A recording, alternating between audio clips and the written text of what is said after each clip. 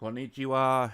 Good morning, good afternoon, good evening, whatever the case may be. Thank you for anyone and everyone that is tuning in and showing up here, and whatever part of the day it is for you.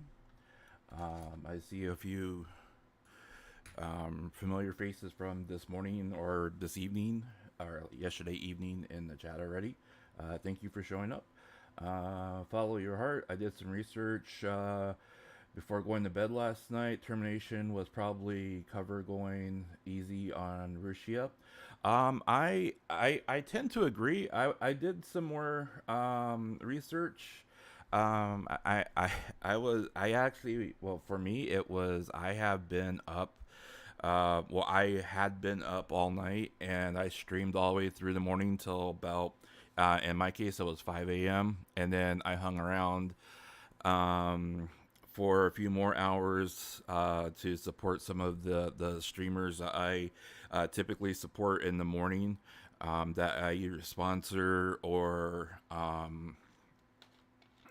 just enjoy watching before crashing for a while. And I did some more research in effect with ain't going to work today. Hey, I do not blame you, my friend. So I know a lot of people, this has completely crashed their day, and I do not blame you, especially with Hololive being a huge part of people's lives here for the past few years, especially with COVID going on, people having to be indoors, everything else like that. I feel you with that. 'Cause, I have been personally stuck inside for huge amount of time because of COVID, and how life became a huge part of my life. When I was dealing with mom's cancer, um, how life was one of my few times I could step out and be away from everything. But let's go back just a little bit here, and I want to retrace some steps here. For anyone who watches later who is unaware, and I know the information has been out there for over 12 hours now. But Rushia has been her contract has been terminated by Cover Corp, and she is no longer part of Hololive. The notice of termination from Hololive, just to retrace our steps here, states that there has been apparent for some time that she has been distributing false information to third parties, and has been leaking information, including communications regarding business matters.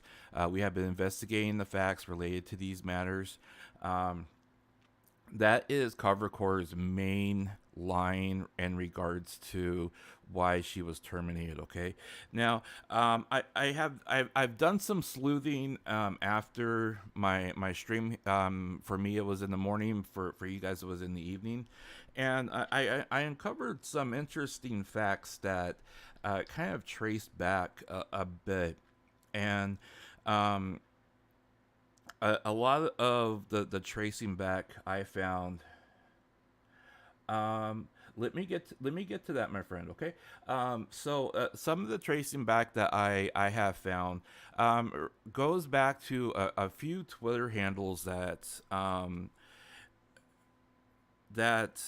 are now all private. They're all privatized. And one of the Twitter handles explicitly says this Twitter account has no affiliation with Rushia and her other alias. Um, but there has been clear screenshots of that person or the person that was operating that Twitter handle having conversation in regards to um, conversation that is linked to Rushia. Hello, good evening, good afternoon. Thank you for stopping in. I appreciate you coming in. We are just I'm just catching people up on things that I have found. Okay, so if you're just coming in, Thank you for coming in. I am just kind of rehashing, going over a few things that I have found and noticed, and things that I have personally uncovered. Um, Now, regarding those conversations, some of them were alluded to things and incidents where she was upset with either like a situation that happened regarding something that happened during a stream, and she just needed to vent to somebody, and so she vented in confidence, and um, unfortunately she vented in text form, which was then able to be screenshotted and then was shared out and saved. And if if you are anybody that operates technology or does any kind of SNS or Twitter, any kind of messaging services, unless you wipe and scrub your services on a regular basis, you leave a trail. And if that trail is public and people know or know what that Twitter handle is, or that handle is, they can go back and reference it, and that's exactly what happened. Okay, now, there is another notice that people have been tending to kind of skipping over that cover core released here on the 14th. And I'm going to go back to this notice here regarding Rushia on the 14th. Okay, cover core released this notice on the 14th. Let's go back to it, and it says we would like to extend our deepest apologies to all related parties and our fans who have always supported us, for the great concern we have caused in the past couple of days. Now, this is in regards to the controversy in regards to Rushia and the stream in question with the message popping up on the screen, etc., and the supposed relationship and involvement and all the fallout from that. Okay, now in regards to the incident surrounding the talent belonging to our company, Rushia, the private, that this is very important. I want everybody in chat now and who watches later. This is very important. Okay, the private life of the talent is left up to the individual. Okay, we as cover do not interfere in in the talent's private lives. Okay, this is something that has been going around on Twitter all afternoon, all evening, and all morning. Cover core is interfering in their lives. People, cover core is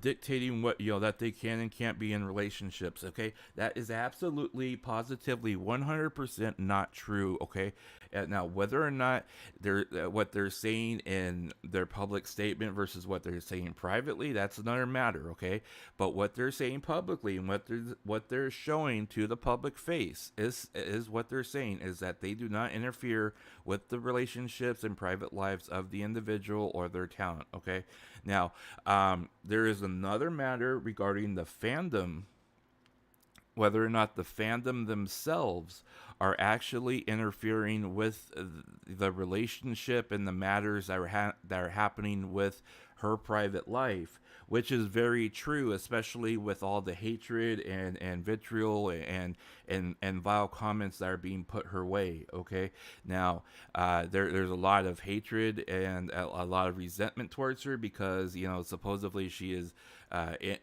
They believe she's in a relationship with this other guy and stuff like that. Now, whether or not this is true or not, whether or not she had been in a relationship or had not been in a relationship, that is her business. That is her decision. That is not something that we as fans should decide. Mako-san, konnichiwa, irashai. Thank you for stopping in, my friend. Mako-san, I am catching up the chats on the current situation of what is and the current information that I have found regarding Rushia. Thank you for stopping in, my friend. I know it's very early for you. Um, And Mako-san, I apologize if I talk too fast. There is a lot of information, and unfortunately, because there is a lot of information, I start speaking fast. Okay, I apologize, my friend. Mako-san, he understands English. He some, but once I start speaking too fast, it's like when he speaks Japanese too fast. I just cannot understand. So, um, but let's finish this notice here real quick, everyone, and then I'll get back to the chat here. We as cover do not interfere with the talent's private lives. In addition, due to slander and defamation that accompanied this case on various social media platforms, not only Rushia herself, but also other talent within our company have suffered harsh emotional stress, which is very true, my friends. Um, Not just Rushia, but lots of other talent in Hololive have been stressed out and emotionally affected by this because of jealous people who have such a vile hatred towards this one girl that may or may not have been in a relationship that is none of our business.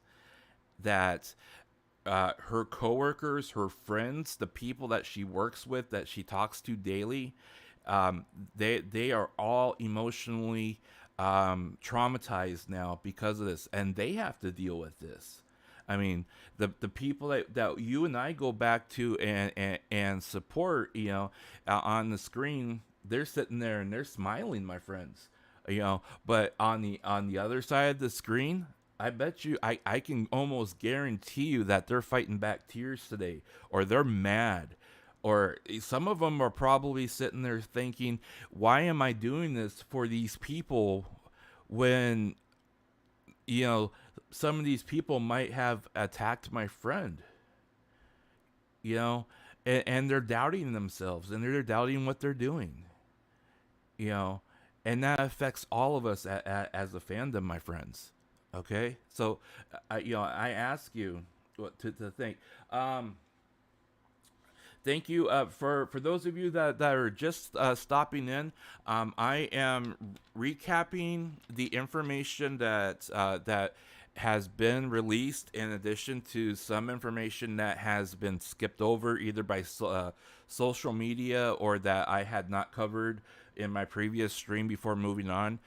Basically, what I'm covering right now is I'm covering the information regarding the notice that Cover Corps had put out on the 14th of February regarding talent relations for Cover Corporations, where they explicitly said in their press release that they do not interfere or have any influence on the private lives and relationships within the talents and their individual private lives. Okay. In addition, because of the entire controversy that had been going on, a lot of the other talent has been affected about this as well. Especially those that are the closest to Rushia.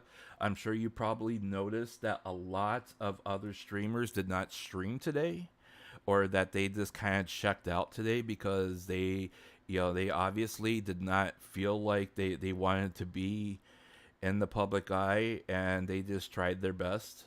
But let's move on. So, we ask that you refrain from further misinformation and harassment, which is obvious, obviously did not happen, especially with a lot of the haters out there right now. Okay. We currently are discussing internally on how to respond to the series of incidents revolving the talent of Rushia, as there has been an outburst of misleading information to third parties, as well as leakage of information, including those of fellow business correspondents. we have been working on the following issue internally since this time has occurred, but it has took some time to understand and investigate the situation fully, and we apologize for the delay of reporting until today. Okay, now this is a reminder, folks. This is a reminder, okay, that this was on the 14th. They had been investigating this since the 14th. Today is the 24th. 10 days. It has been 10 days before they took action, and this release was given after they had already started looking into this. So they had been looking into this before that. Okay. Now, if we go back.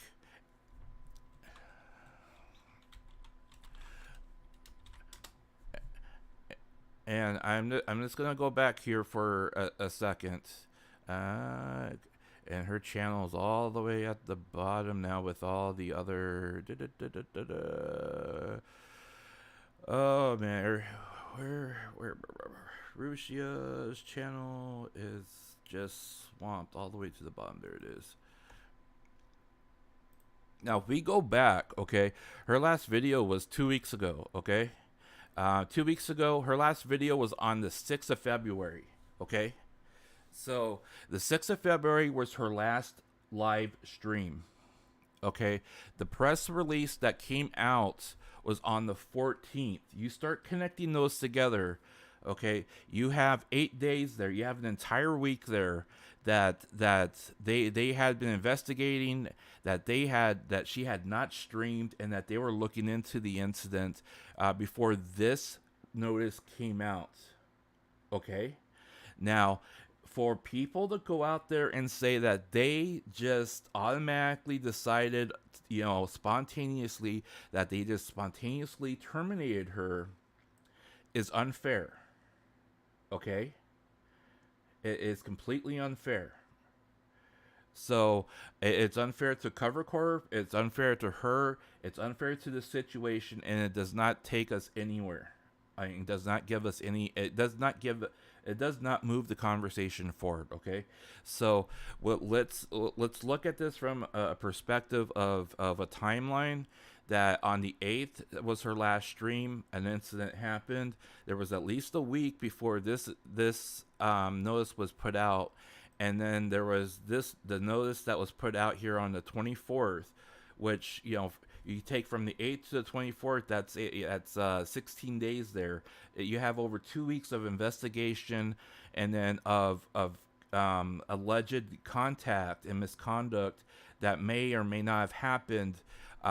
Beyond what had already been leaked out. Mako-san, so she did a unarchived stream on the 10th. Okay, thank you, sir. I appreciate that. That's right. You're right. You're extremely right. I forgot about her unarchived. So the 10th. So she had an unarchived on the 10th. So she did do an unarchived stream on the 10th. So you still have 14 days of investigation, and with the unarchived, it obviously was not saved. So whether or not that was something that they allowed her to do because it was not going to stay public or not, that is one thing that can happen. But again, there is at least a 2-week hiatus there where she went on hiatus, and that they had an opportunity to investigate the matter. So, and again, this is not a rant or a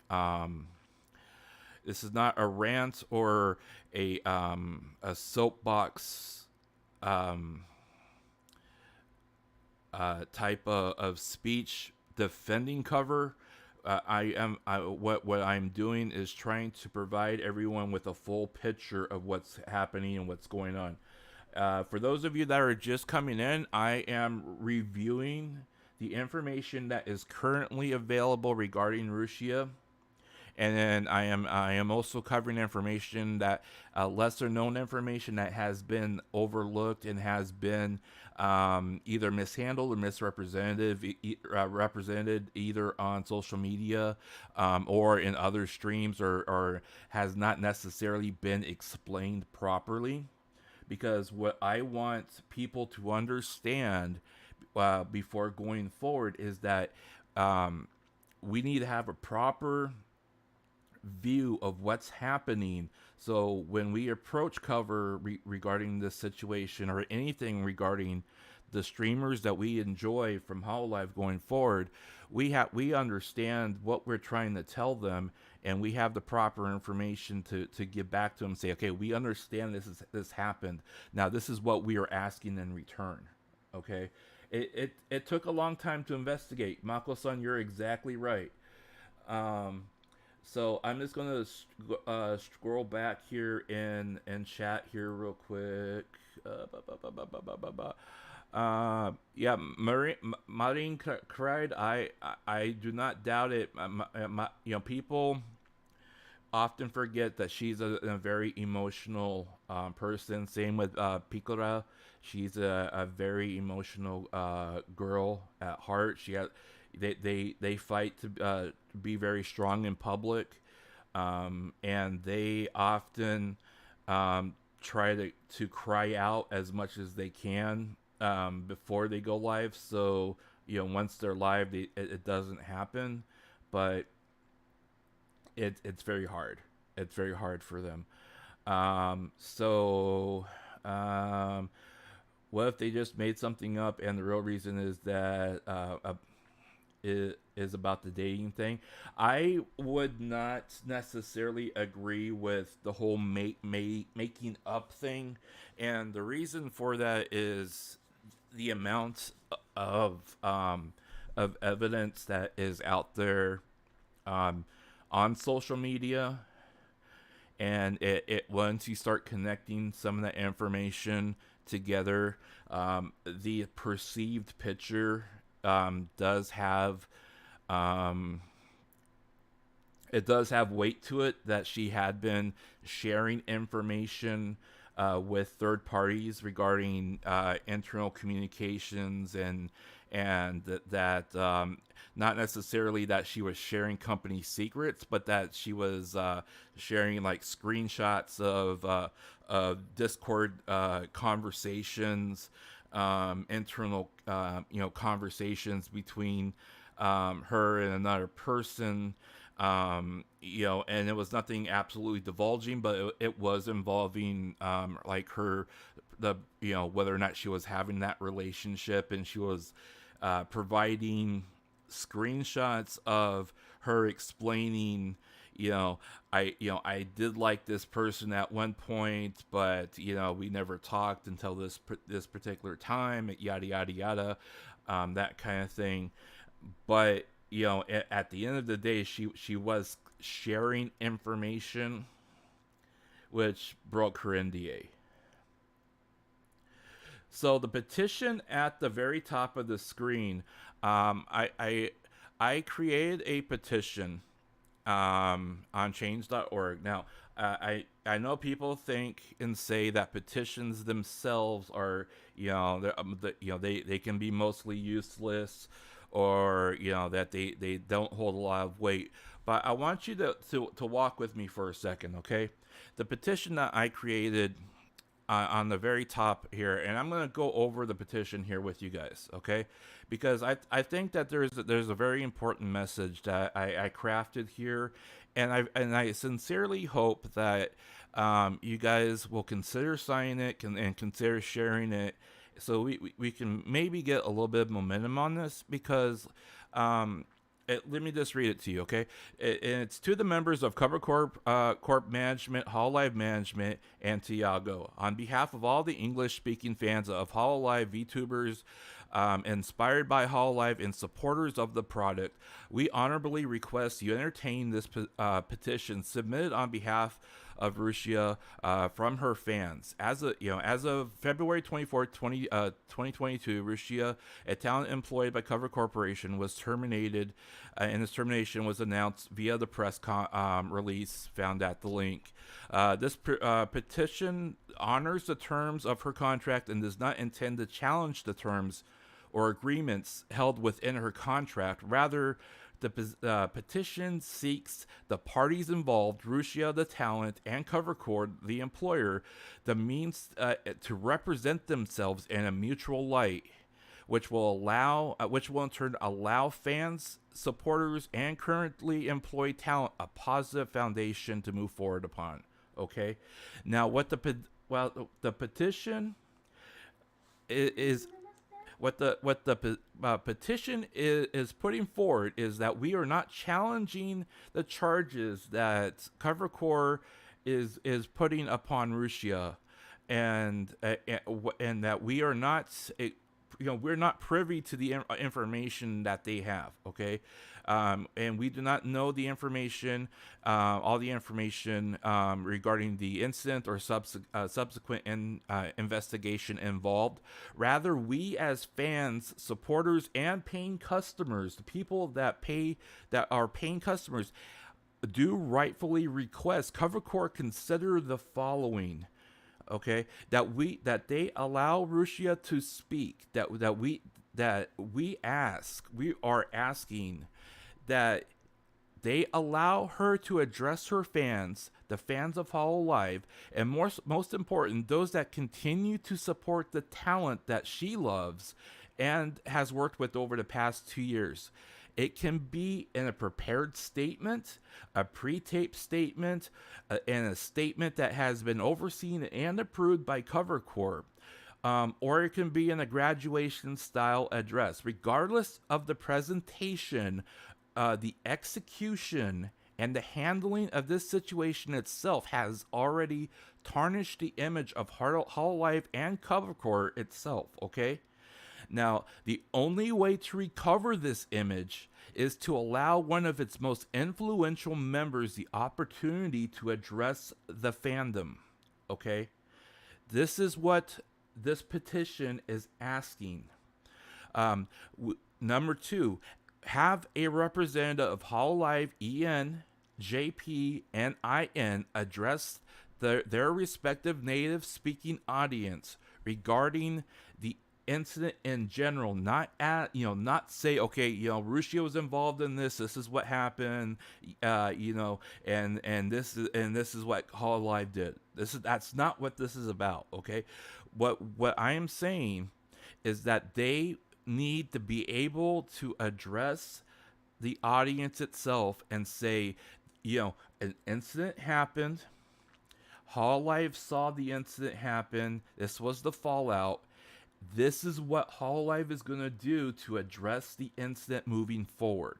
Okay, this is what, to prevent things like this from occurring in the future, to protect the fans, and to be able to protect the streams itself from having incidents like this occur in the future.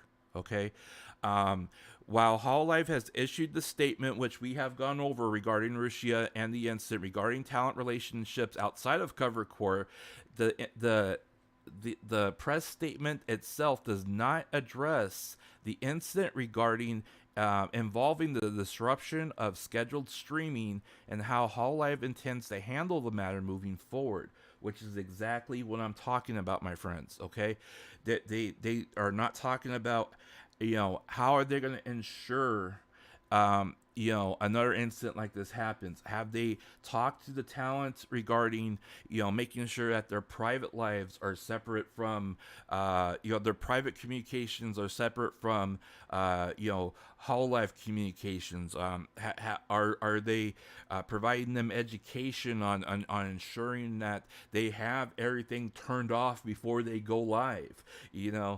Those types of things. There's nothing proactive action is something that is should be taken in regards to talent training, education, and guidance with suggestions such as separation of company and private communications and guidance regarding best practices to minimize future incidents that would cause such incidents. That it is limited but includes hot mic moments, which many clips are out there regarding hot mic moments. Regarding you have Rushia, you have Corone, you have Gura, you have Kiara, you have Mori. I could go on. I mean, how many talents have had hot mic moments? You've had you've had Toa.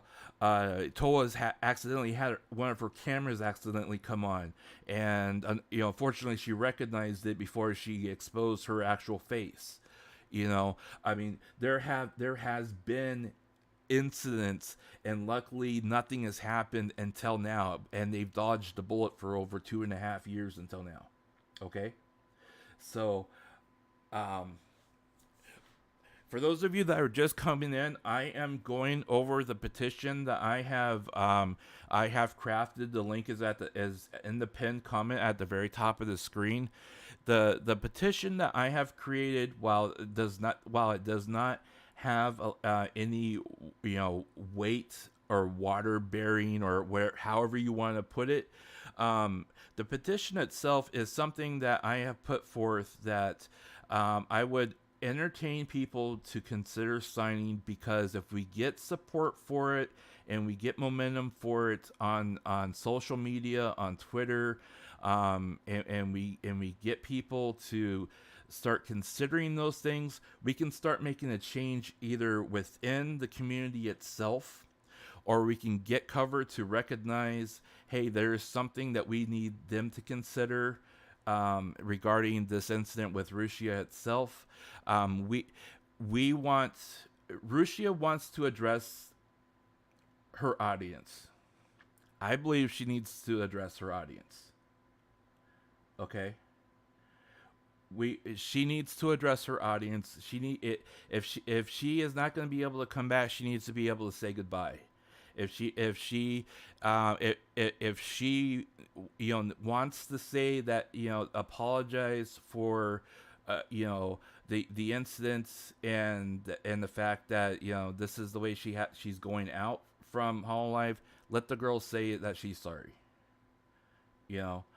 She doesn't have to say, yes, I'm in a relationship, or no, I'm not in a relationship. She doesn't need to address that, okay? That's not the point right now. The point is whether or not it is to allow her to bow out gracefully and allow Cover Core and Hololive to recover their image and say, okay, one of the most influential girls within Hololive is leaving, and we're going to let her bow out with grace and dignity, and not like this. Okay? This is what this is about, okay? And this is what this petition is about. This petition is also about addressing the situation that we've had so many close calls regarding these girls and situations like this, that it took one of the biggest streamers to have an incident like this, for something like this to happen, for us to be able to have a conversation about it.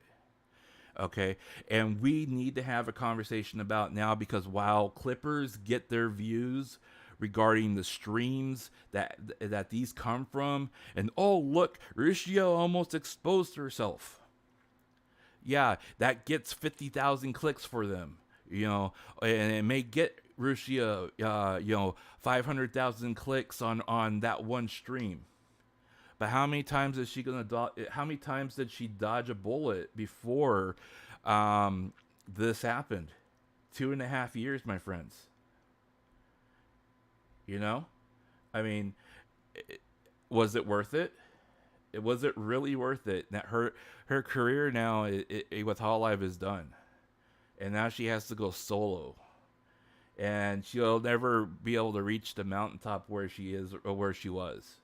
She may still be big, and on the indie scene, but she's never going to be on the mountaintop where she was, and she's always going to have the stigma of what happened. Was it worth it? You know, I mean, for the fandom, it was maybe entertaining, but was it really worth it? Yeah, I don't think it was. So, you know, moving on here. So, I believe that we need to have a representative address each um, respective native audience in the language, and say, this is what we're doing. This is what Hololive is doing. This is how we're going to address, things like this that have happened, going forward, to make sure that, to try to minimize this type of thing going forward. Okay. Now, number three, this incident, as well as many before, has clearly shown, and this is kind of what I've been talking about, the need for a top-down change within the VTuber culture and the community. While the main reason and existence of Cover Corp and Hololive is to employ the talent, provide them an income, and source of revenue to grow as a venture, Hololive does have an obligation to the community they helped found, to lead and shape it into something more than a den of men and women to source money from. As such, we propose Hololive begin laying the groundwork to promote a more healthy fandom. And I need to correct that. That needs to say healthy. Healthy fandom and environment. Reinforce the good faith you have sourced from us by considering the above requests. Then begin shaping the vision you have presented to us. Hololive and Holstars have clearly set a stage of new worlds these men and women can lead us into. These lands of fantasies that can't be reached by normal means, yet because of complacency, we have now lost two bright stars in the past year because the worlds of fantasy and reality have not clearly been defined by Hololive, the talent, and the presentation. We ask that you examine not just the quality, the numbers, and the profits from the talent output. Rather, we ask that you examine the substance of the output. You have presented us with characters, backstories, and mythos for each person, yet have done little with that. There are clear and evident interactions that could and should be happening, yet doesn't. And most of all, we have now a second talented woman that's no longer part of this world that she helped build, a world you enabled her to build. We believe you have an obligation to at least allow her to tell us this world will be okay even if she's not here. If you will not allow her to be a part of this world, at least give us that. We respectfully ask, okay? I am asking everyone in chat right now, if you believe with any part of what I just wrote and what I just said, I respectfully ask that you consider signing the petition that's in the link on the pinned comment, and then share it on Twitter. Get the word out, okay?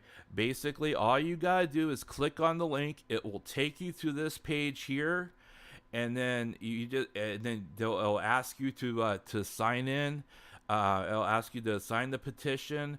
It may ask you to sign in. Use your Google ID as your signature, and it'll let you sign in. You can put an optional message here on how, why you agree with it or why you're signing it, but you can sign it, share it out, let people know that you want her to be heard, my friends.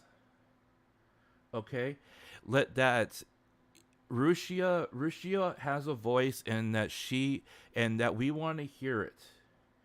And even if she is not going to be able to be a part of Hololive anymore, that we at least want to hear her say that the world that she helped create is going to be okay.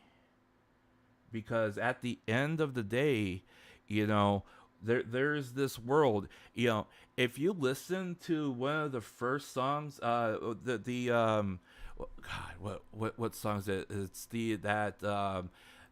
it that it's the one of their main songs. If you listen to one of their main songs that Hololive has, that's exactly that's the exact message of the songs, my friends. It's the was it the happy that the happy what is it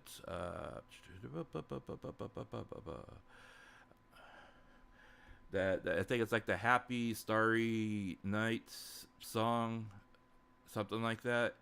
I always space out on what the name of um the shiny smiley story song. This one right here, the one that has had 6.1 million views 2 years ago. Okay, that was their theme song. Yes, shiny smiley story. This song right here, and you know what? I don't care if Hololive claims this. That Hololive, this is what you told us she was gonna lead us to. Claim my video, but at least I know you've seen it. I'm daring you to claim my video. Go for it. Go for it, Hololive. Claim it. But at least I know you've seen it and heard my message. This is what she led us to, my friends. Okay? This is exactly what she led us to. She took us here. Have you seen what the lyrics say? Have you read the translated lyrics of this song? Ohayo gozaimasu.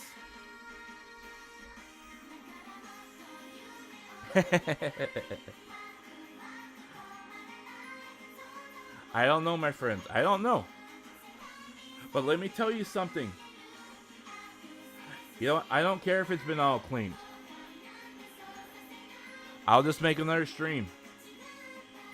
It doesn't matter. I'll make another stream. They can strike me. I don't care.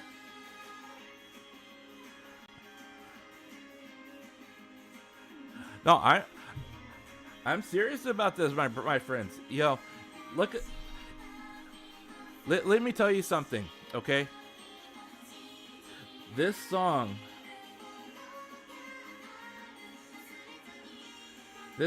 saved me. 2 years ago, this song saved me.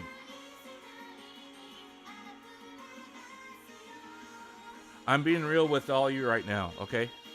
This song saved me 2 years ago. 2 years ago, this song saved my life from suicide. Okay? And she was a part of that. So, have I seen am I going to get a little worked up that she's gone? Yes. Because she helped build this world, my friends.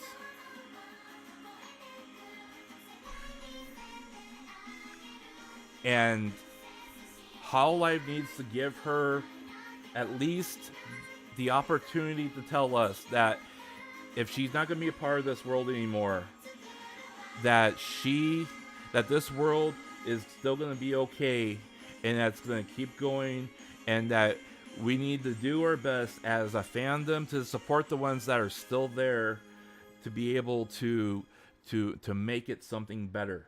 Okay? And am I gonna get upset about that? I am a little worked up about that, my friends. I'm a little worked up about it because I believe that she needs to have the platform and the ability. Okay? Because she literally took so many of us, just like all the other girls in Hololive, they took us, virtually hand by hand into a new world. A new world that literally the rabbit hole, my friends. Literally took us down the rabbit hole. And that's why we are here now. And for her to be ripped out of that rabbit hole and say, okay, that's it. She needs to at least be able to say, you know, I love you guys.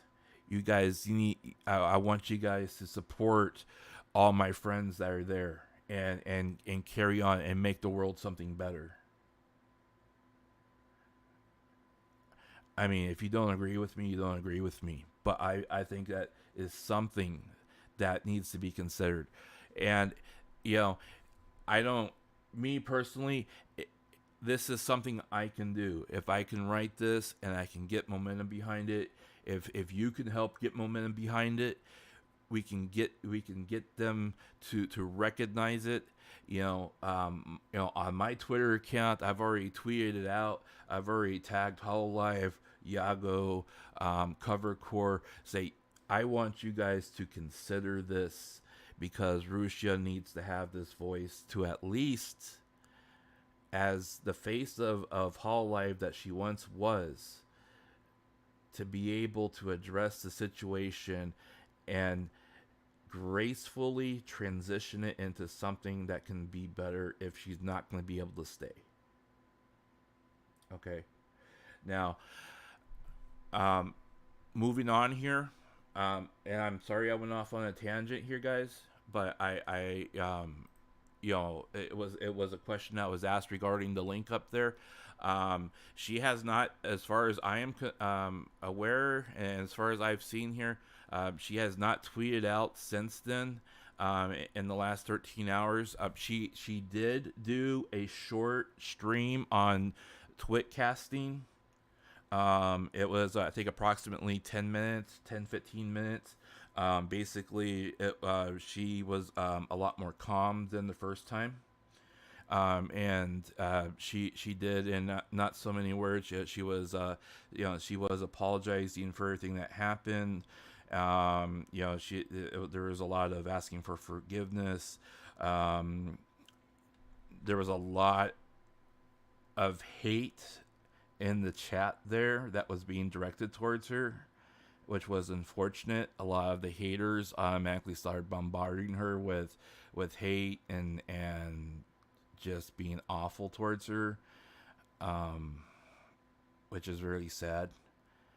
And I would hope that the people here at least try to counter that with the positivity of supporting her through her through her social media and her streams going forward once she's able to start streaming again, and she's able to start being a presenter again, on whatever level that she is able to present herself on. That is her Twitter handle. If you have not already followed her on Twitter, guys, I would say that if you tweet out towards her, tweet positivity, man, because she does, she doesn't, she's not a native English speaker, but she is trying her hardest to communicate to all of her fans, and she knows that her English fans are kind of being left in the dark here, and she does not know how to communicate in response. The best thing you can do is tell her, we're here for you when you come back. That's the best thing you can say, man. That's the best thing you can say, to tell a girl that you are here for her when you need her. That is the best thing that you can tell her. So just give her love and positivity. That's the best thing. Okay. Just scrolling back up here on chat here for a bit. Yes, her channel will disappear here at the end of March. So if you do need to, or feel compelled to archive or save anything from her channel, now's the right time. You do need to, if you want to save anything from her membership streams, now would be a good time to sign up for a month and then grab it.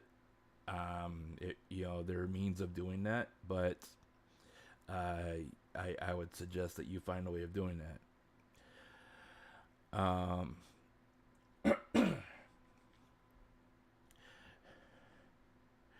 I know that there are some people that are talking about doing that out there. I'm not sure exactly who are doing it or who has the capability. I mean, I know I have the capability. I just don't know if I have the time to be able to ensure that I have everything copied. But yeah, we'll see. I have the means out and the capability. I don't know if I'll have the time. So we'll see.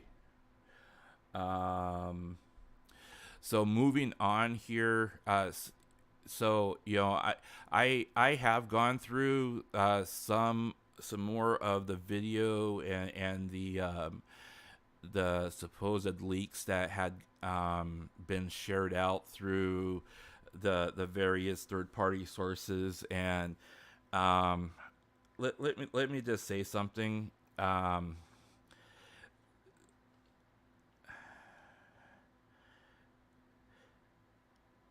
I personally feel if I were to advise her, if I were to if I had the ability to talk to her directly and had her confidence to be able to talk to her directly and her trust to be able to tell her something and say, I need you to trust me on this, I would tell her to never ever talk to these two guys ever again.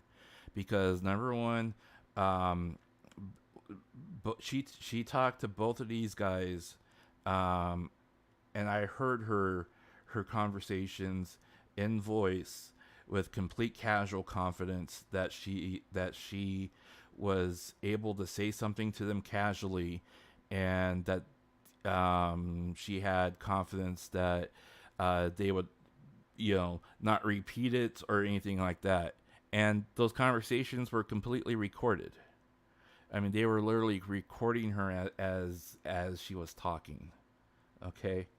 Now, to me, that's not a friend, that's not a confidant, and that's not somebody that you want to talk to. I mean, when you're streaming and talking live, I mean, you're obviously being recorded. Um, but these girls, she was talking. She literally talked to these two people, and they were recording her conversations, and then they replayed them back, and it literally aired out in front of hundreds of thousands of people, and that's part of what got her in trouble. Okay, so people need to understand that she had a level of trust within these people, whether she felt that she could trust them or she did have a friendly relationship with them, or a professional relationship with them, or they talked her into believing that, hey, you can trust me type thing. Who knows, it may have been a naivety of her being a young girl. I mean, I don't know her personal life. I don't know whether or not she's actually ever had male relationships, but friends or otherwise. But the conversations I heard that were recorded made it feel like she had complete trust in them, and she was none the wiser of the fact that she either was couldn't trust them, or that she was completely oblivious to the fact that they do this for a living, and they've literally been banned from YouTube for doing stuff like this in the past, which one of them has literally been banned from YouTube for doing controversial stuff like this. You know, um, so look, this is just my opinion, okay? Whether or not you believe somebody, one party or another did something wrong, Okay, I'm not pointing. I'm not saying one party is completely 100% wrong.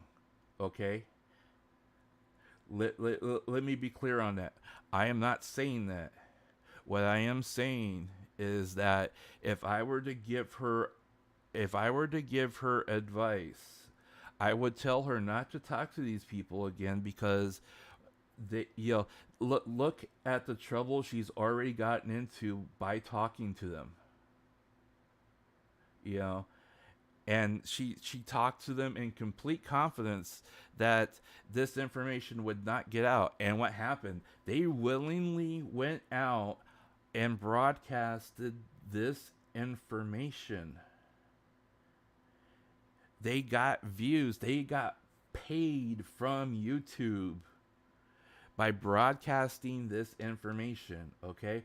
Now, whether or not she is actually in a relationship with a gentleman is besides the point. Okay. The point that I'm making is that she had talked to these people and they recorded her, voice recorded her. They caught her actual voice and conversation, and she willingly they called her. She picked up the phone, and she casually just talked to him, and they started asking her all sorts of questions, and she freely answered. She didn't ask them, "Why are you asking me these questions?" These are things that maybe I shouldn't be talking about. You guys gotta understand that they're whether or not that's their job, because they're a gossip columnist or they're a gossip person or that's what they do for a living. Okay, that maybe that's what they do for a living, but that's besides the point, my friends. Okay, that what the point that I'm making is that she shouldn't be associating herself with that if she wants to stay out of this kind of trouble. As who am I talking about? So gosh, so I'm talking about so there, how that there was that video that was going around. I think it was it Corey Corey had a yeah, Corey had several videos out there. One of his full length videos had actual conversations where he was spelling out whether or not things were going on and there was relationships going on with that, and then and he actually had her recorded and actually asking her these questions. Okay, he called her up, and then he called the other guy up, and was asking them these questions. Okay, and yeah, there are actual clips of this of that out there. Okay, now listen, whether or not they they have she has this relationship or not, that's besides the point. Okay, whether whether, and again, we cannot sit here and assign complete blame on one party. Okay, because again, Cordy, you know people like that should not be doing those types of things to people and profit off of them. I don't believe in that. Okay, I'm not going to sit here and try to get Rushia to confide in me so I can get a story, so I can get a million people to watch me. Okay, that's not me. Okay, and I would not do that to her. Okay, now and I don't think people it should be doing that for a profit. Okay, at the same time, Rushia should, as a person that has popularity and has a following and is out there and is in the public eye. Or even actually, in her case, she's not in the public eye. She needs to keep herself out of the public eye because she is a personality that is behind a virtual avatar, um, she should know better. She should really know better. Um, if you listen and you talk to people, if you talk to if you listen to other streamers like Mori, if you listen to Mori, if you listen to Kiara, um, and especially if you listen and if you've listened to Gura, all three of them have talked about the fact that their friend circle once they signed on with Hololive, their friend circle went from like having 10, 15 friends down to maybe 3. Okay, and 3 people that they can really confide in, and they can only confide in their family to a certain extent, because that's how secretive and how close that they have to hold the information that they have regarding what they do. You can't go out and just freely talk to people about what you're doing, and that the fact that you are a Hololive streamer. You know, I mean, and especially with Rushia, Rushia, she that's what got Rushia in trouble. Okay, you know, and it's not assigning complete blame to her, my friends. Okay, it is the result of what she did. It's the result of her actions. It was a mistake. It happened. It was a mistake. And that is again, that's what circles around to why I constructed this petition to allow her to apologize for this mistake, and give her at least the platform to bow out gracefully and say, I made a mistake. I have to own up to my mistake.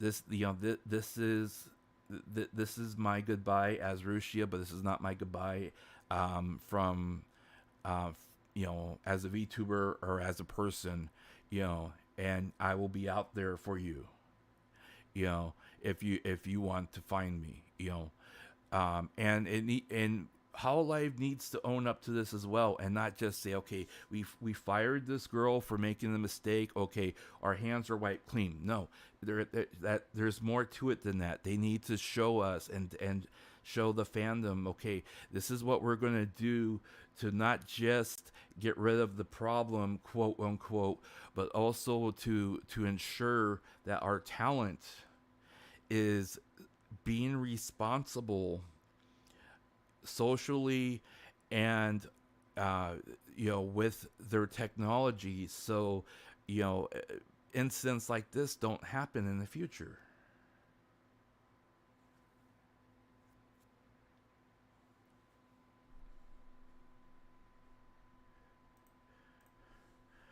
um, so you've seen Corey's clip before she got terminated, and my first thought was, I knew this was pretty bad. Yes, it was pretty bad.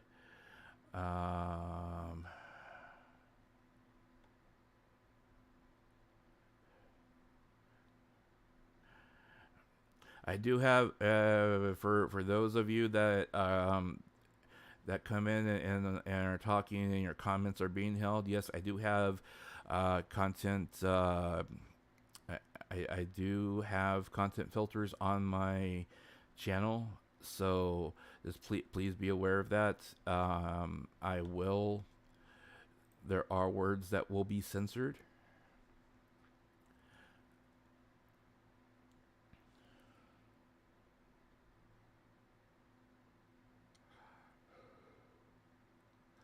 Let's see.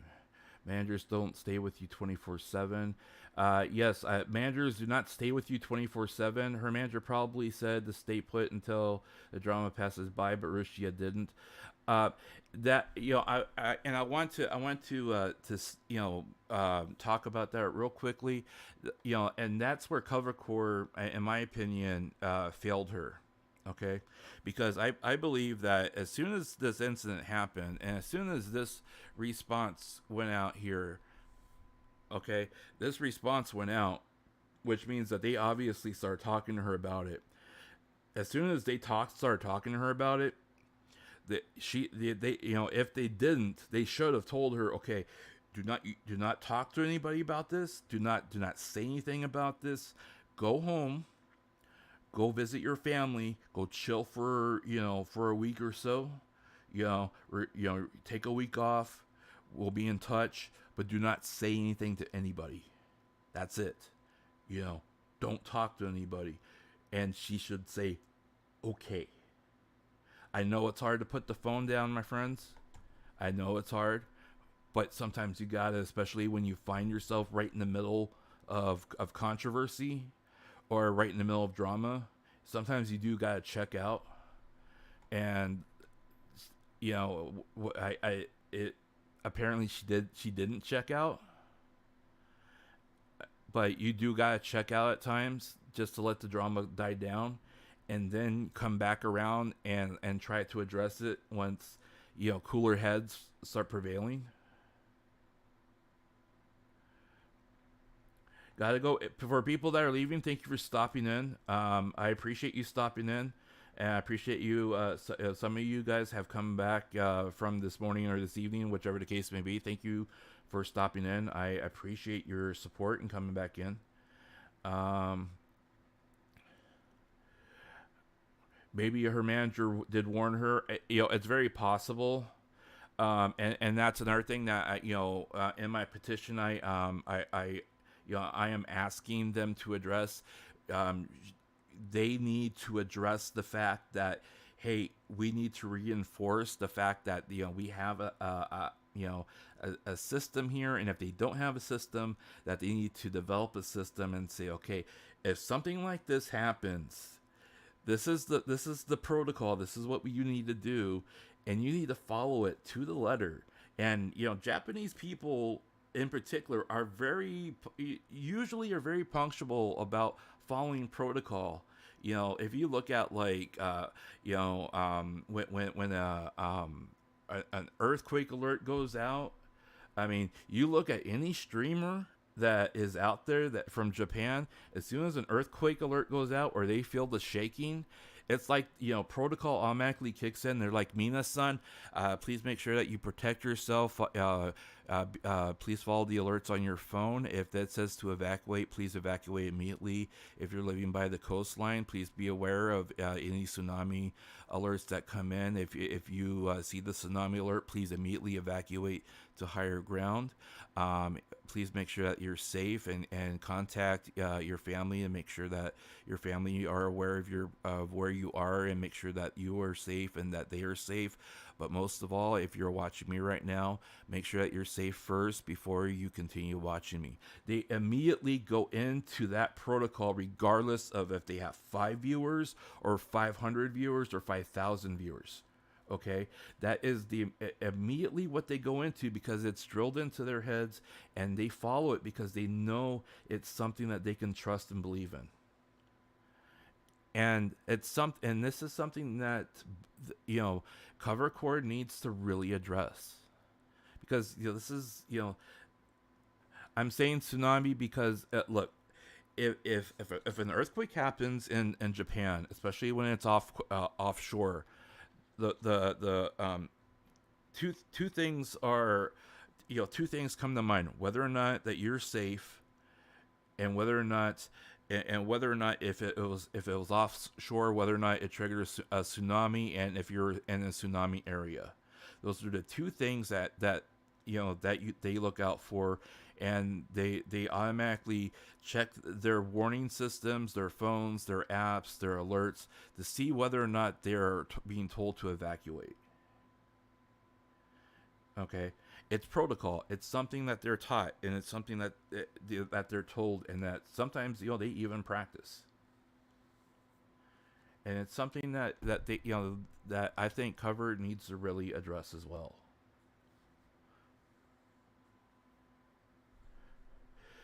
When it comes to breach of NDA, it's a serious issue. It is a very serious issue, my friends, and that is, why a lot of people are having a hard time dealing with it, because if you look at some Western cultures and some Western places, if you breach an NDA, okay, you pay a fine of $5,000, and then you continue on.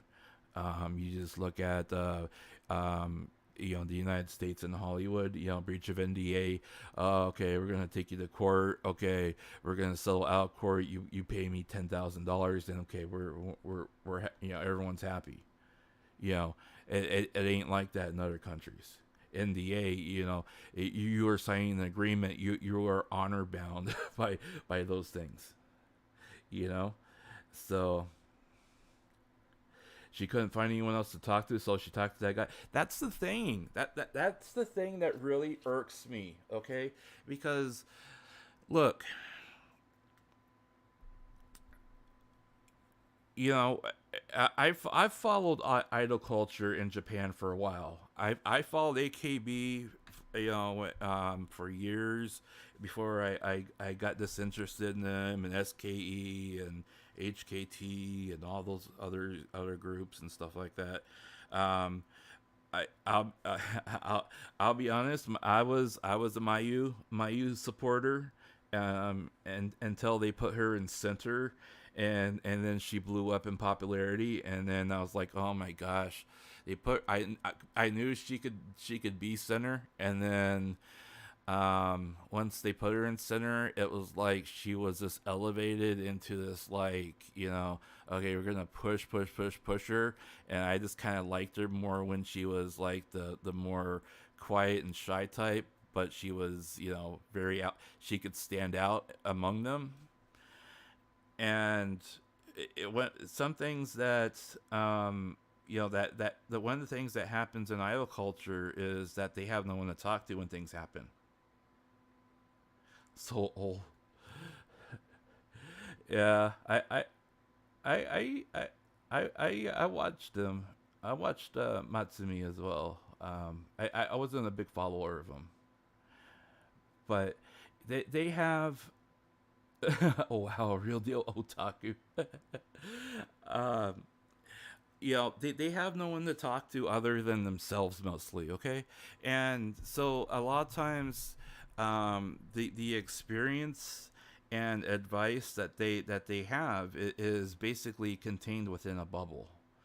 Um, and so the only advice they can really get outside of that bubble is from family, and then from management, and that's where kind of where the problem comes in.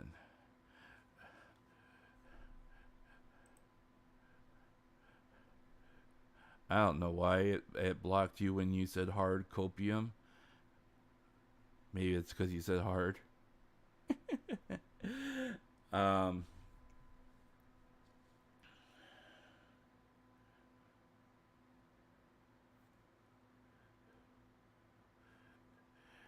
It's a big deal. It's a very big deal about sharing info. I mean, and again, I'll go back to the point that I made this morning or this evening for some of you guys, where I was I've been bound by several NDAs working in IT over the past 15 years. And one of the NDAs that I've been bound to was when I worked for a hospital for 5 years, and if someone famous or popular came in, or a personality came in, or and anyone came in through the wards that I saw and recognized, I could not and cannot share any information on social media, regardless of who it is, um, with another person, even if it was my own family. And I saw like my niece or nephew come in, I could not step out and call their parents and say, "Hey, your child's here," okay? Because I was bound by NDA. I had to literally let the process alert their family, and say, your child has just checked in the ER because of this, in you know, um, because of this injury or whatever. It's literally something that you cannot break, regardless of what is happening. You know, uh, what did you say, man?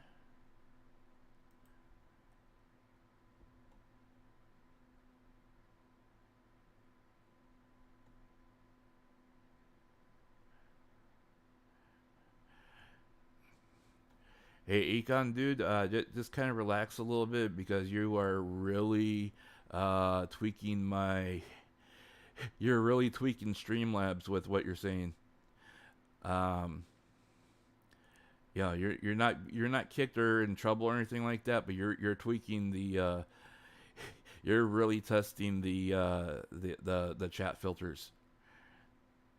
So just the let's just try to reword your what you're saying.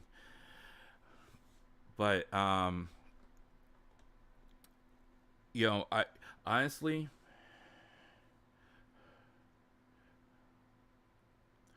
the word upset is banned. It shouldn't be. It might have been the combination of words that you used, because you did use some four-letter words, and then you also used a couple of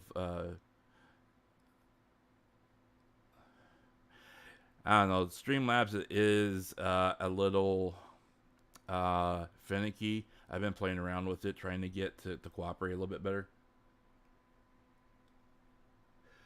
But so anyways, going back to what I was talking about, that this is pretty much where we're at with the situation. That there hasn't been a large amount of new information that has come out regarding the particular incident. There has obviously been some reaction within the Hololive community. Some, several people. This is another stream. Thank you for stopping in. I streamed for 5 hours, and then I crashed for about I actually checked in with a few of streamers that I support for a few hours. I crashed for a few hours. Did a bit of research and checking in on news and information. I crafted a petition to put out there for the public to look over and sign and support, and see if we can get some support for it. And then I signed back on just to kind of touch base with everybody regarding what's going on.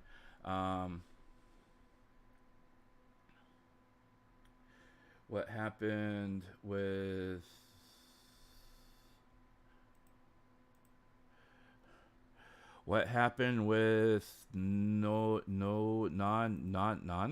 nonce?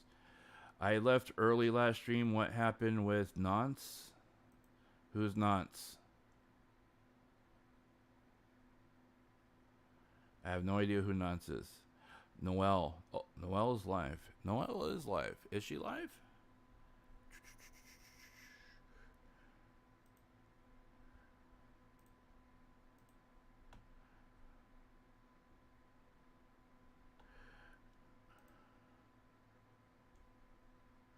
Noelle is live.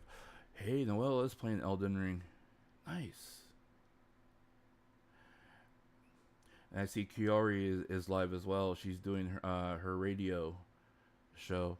And guys, again, follow the rules of Hololive, and their chats. Don't bring up Rushia unless they bring it up and they want to talk about her. Follow their chat rules. I was in Roboco's chat this morning, and a few other Botan's chat this morning, and people are dropping in and, Bolton, they fired Rushia. What are we gonna do? That and all this stuff coming in, trying to start drama and stuff like that, and you know, they're just as upset about this as we are, guys. Okay, they are just as upset as we are, but people, especially people like Noelle. Noelle is a professional.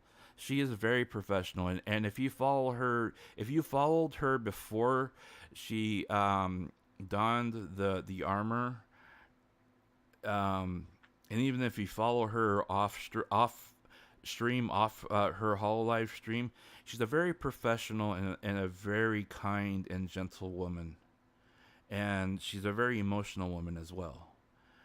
And there's a lot of times where she really sucks up the emotion and to fight through the job that she's trying to do.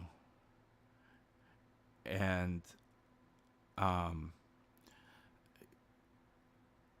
for Noelle, it always seems like she tries to fight through and said that the show must go on. I have people that are waiting for me. I can't let my fans down.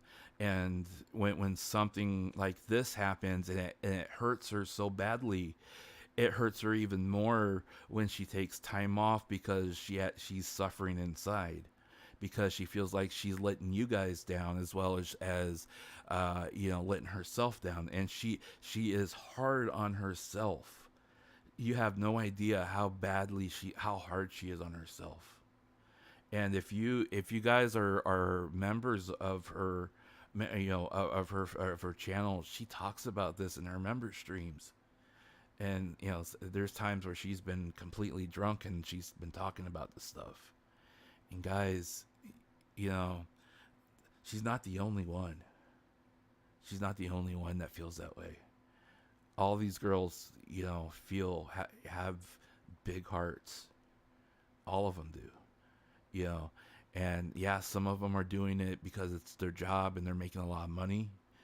But most of them, I would say probably 99% of them, they love their fans just as much as we love them. So when the fandom turns toxic, it hurts them more than it hurts the fandom because they put their heart and soul into it, you know?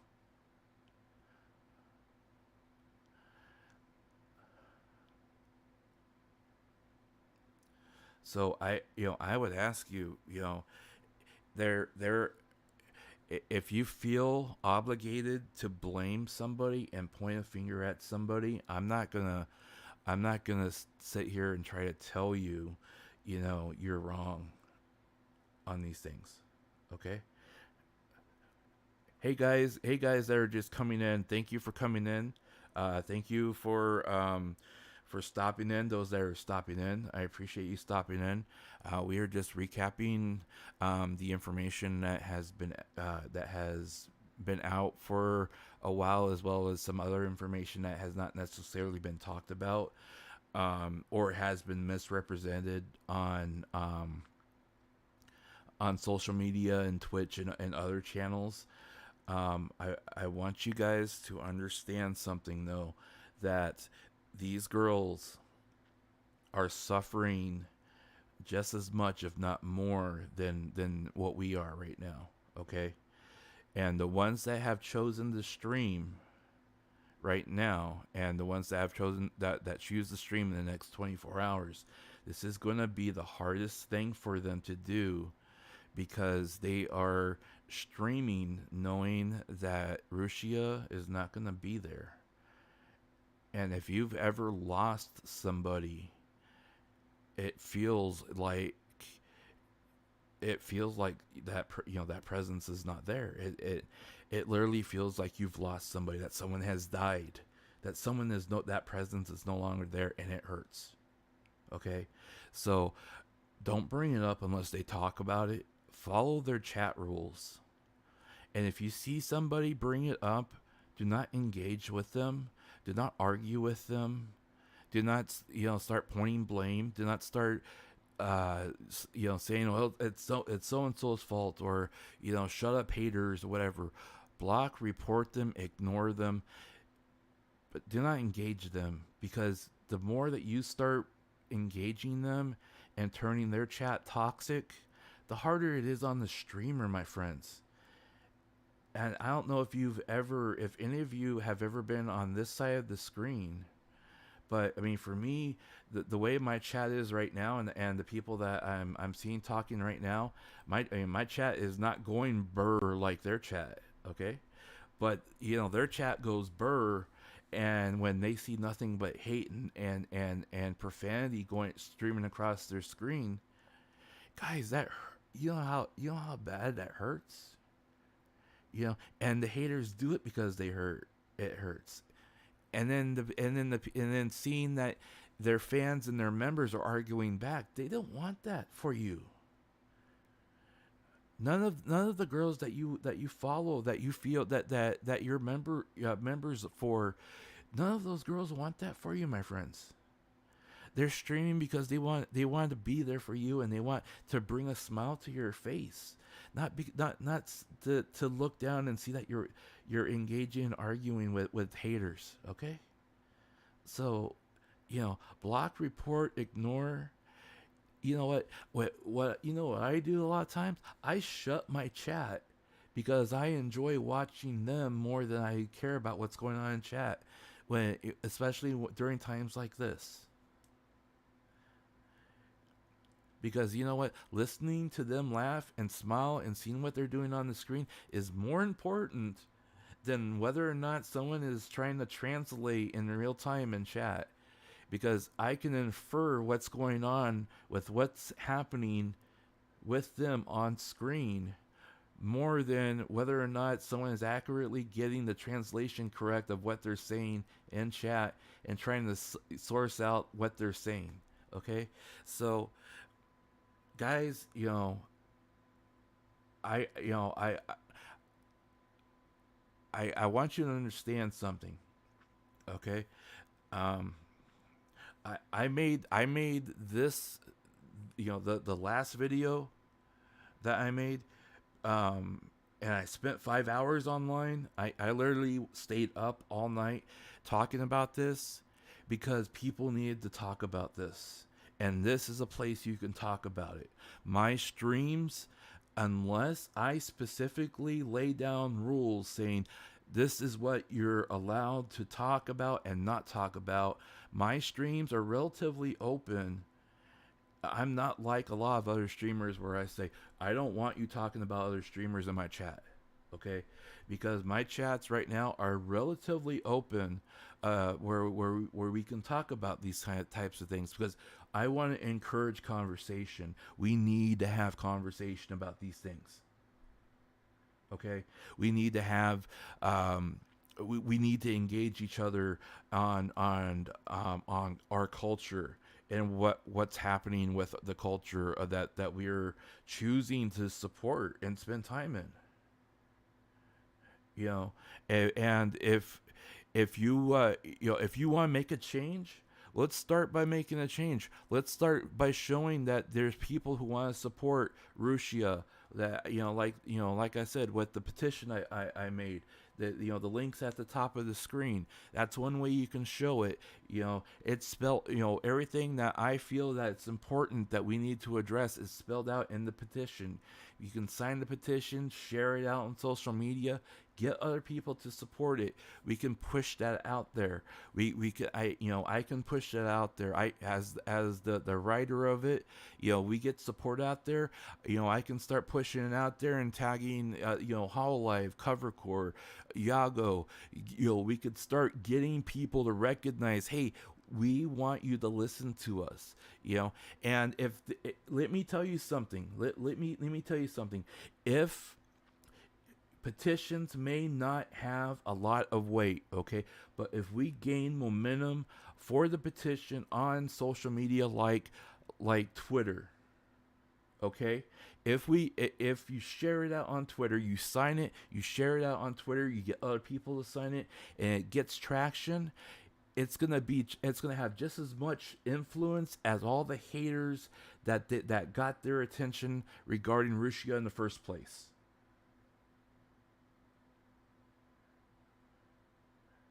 That's it. That's literally the truth.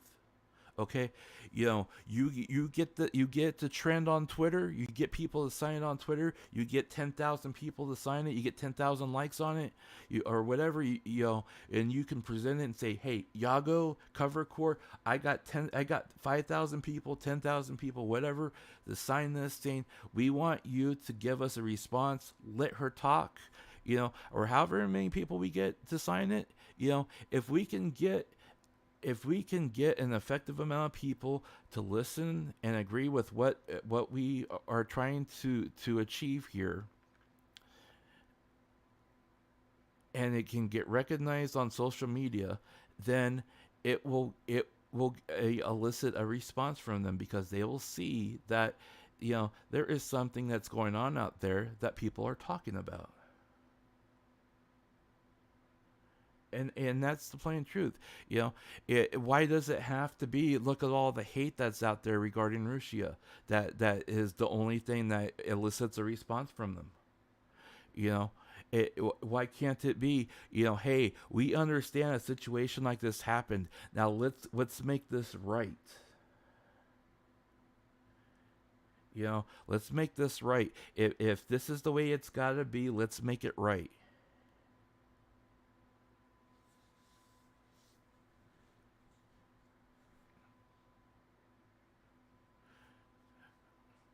I mean, that's all I'm asking. You know, let the girl have a voice. Let her have 15 minutes. Let her don Rushia for 15 minutes and say what she needs to say. What harm would it do?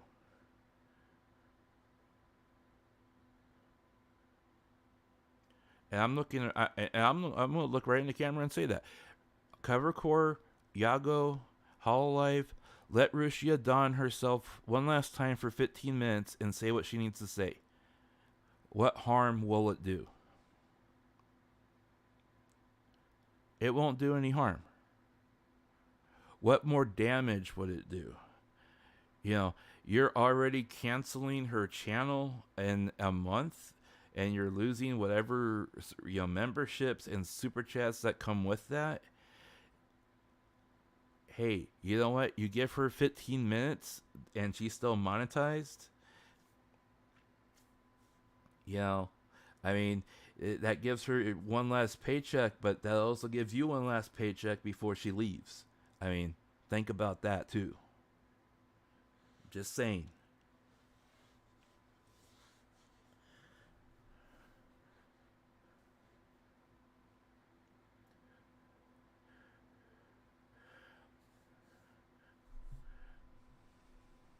I don't know if I care. What do you mean you don't know if you care? Wait. I see a few people that say, I don't know if I care. Oh, you don't know if you care about her side?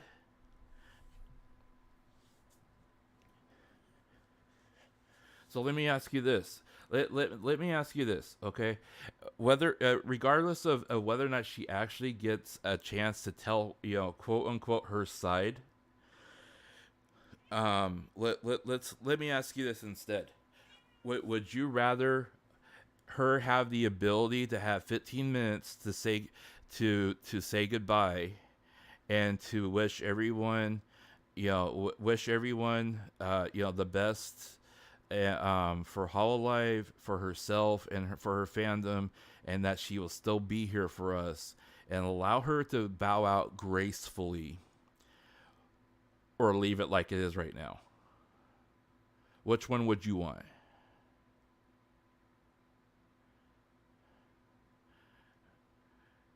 Okay, because regardless of whether or not she has a side, or if she has um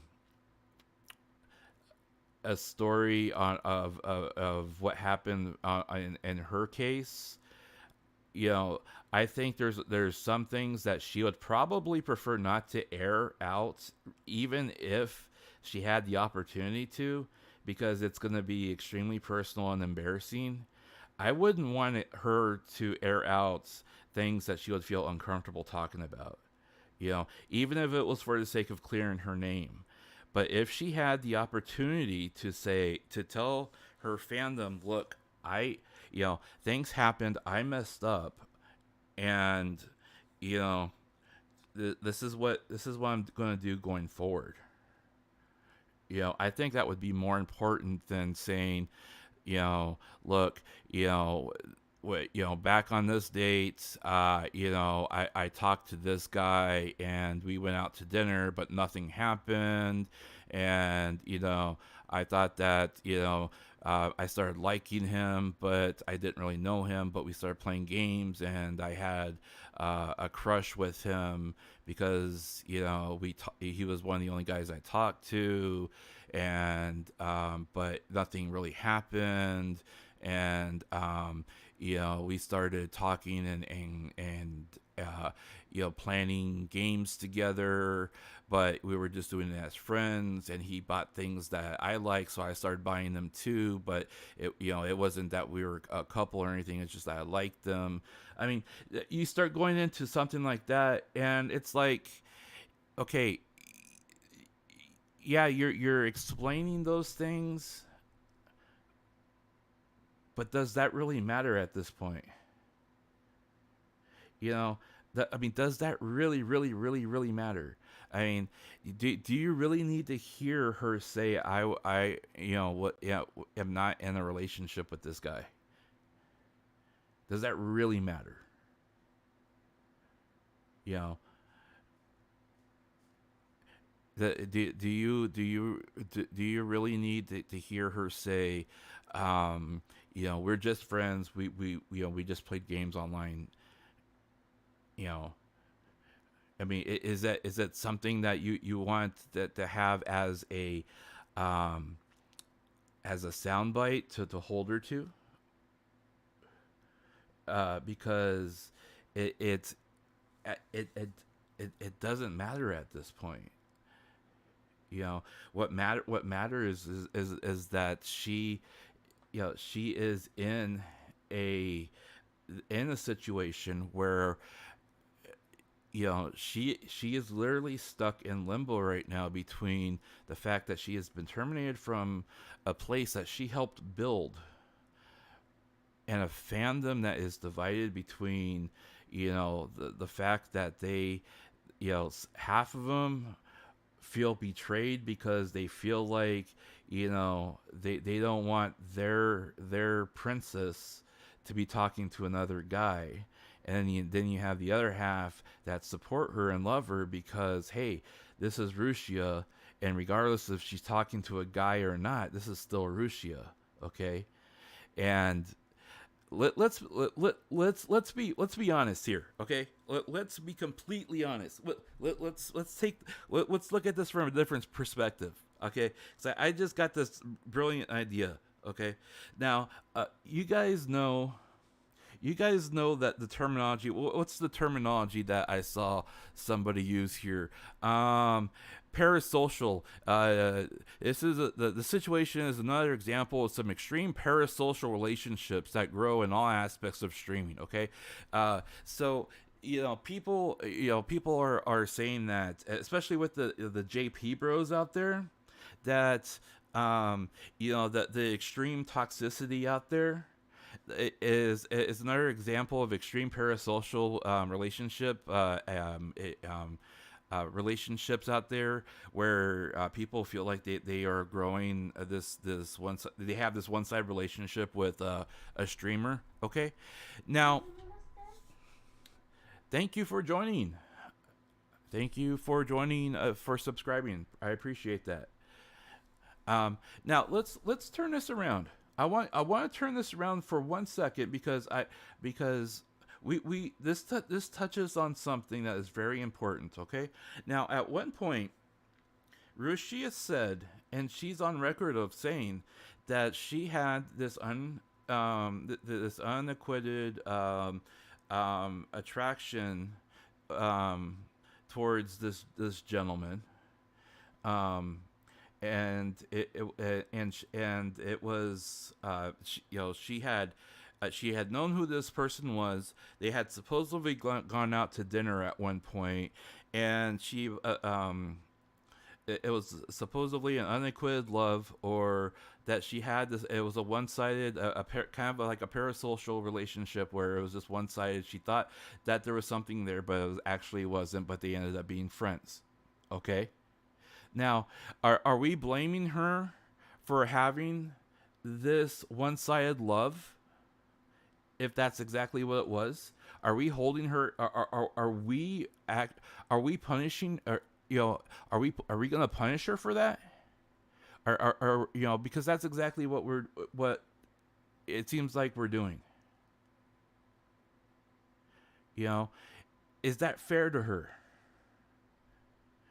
She had a one-sided relation. If she actually did have a one-sided relationship, and they ended up having a friendship out of it. She ended up gaining a friendship out of it instead of an actual relationship or a lover relationship or whatever you want to call it.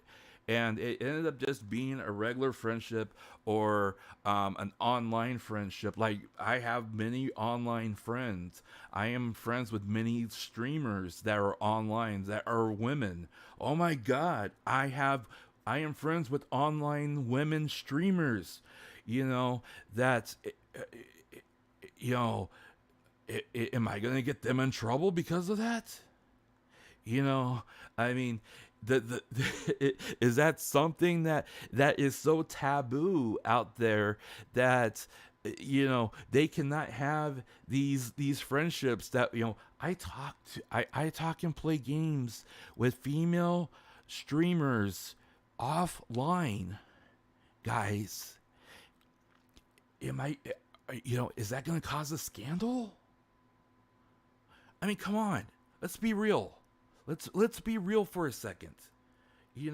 And that's the thing. That's the thing that I'm trying to push here, is that there is a line here within the VTuber community that people need to understand, that in the VTuber community right now, there is a blurred line that is not defined, because you have a combination culture of people that have a parasocial tendency towards the VTubers that they like, and then you have the other side that see them as entertainers.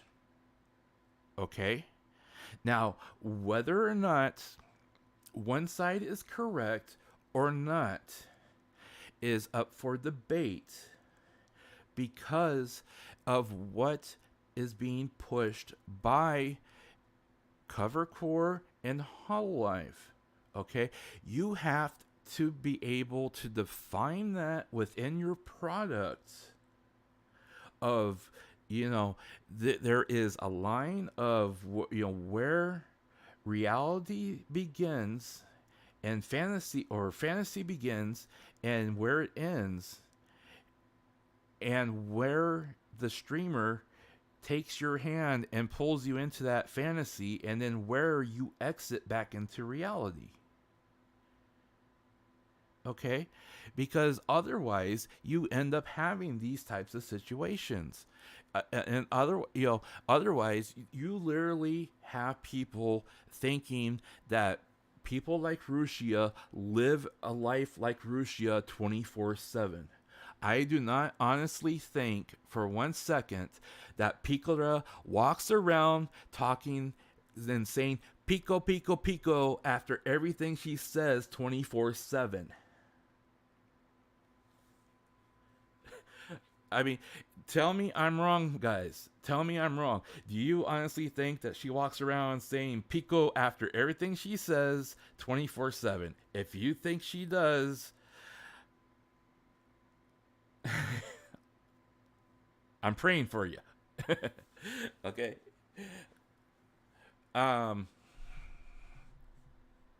So parasocial here, and I'm gonna pull up.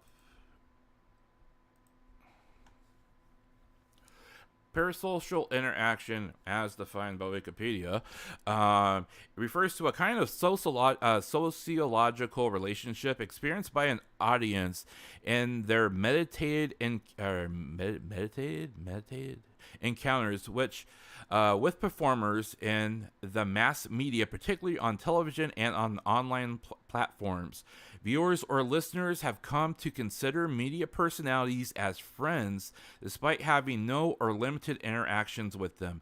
PSI is described as an illusionary experience, such as media audiences interacting with personas, influencers, fictional characters, etc., as if they have engaged in a reciprocal relationship with them. Okay, now let's dive into this a little bit closer. What is your take on the fandeads who sold their Rusha merch when Rushia? What is my take on it when they sold their merch? As in, like, sold it for profit or sold it for...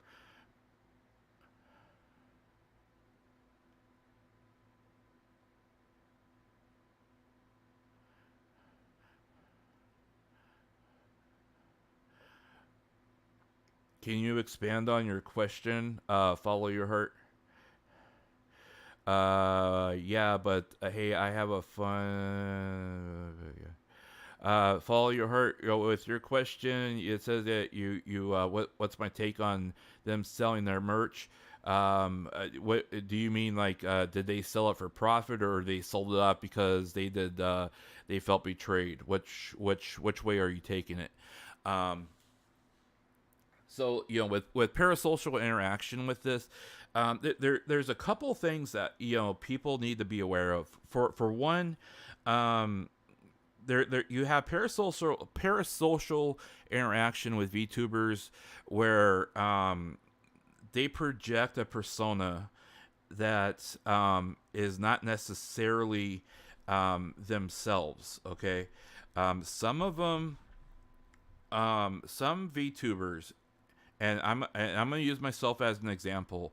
I present myself as is. Okay, what you see is what you get. I am not, I'm not projecting a persona. I'm not projecting a type of personality.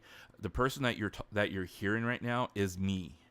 I yes, there are things I will not talk about online and on stream, but I am relatively open with myself regarding how I feel, my opinions, and my interactions, because I feel that if I'm selling myself, if I'm trying to sell, or get you to buy into what I believe, I need to be able to get you to buy into the person I am. And if you don't believe in the person I am, then you're not going to believe anything I say.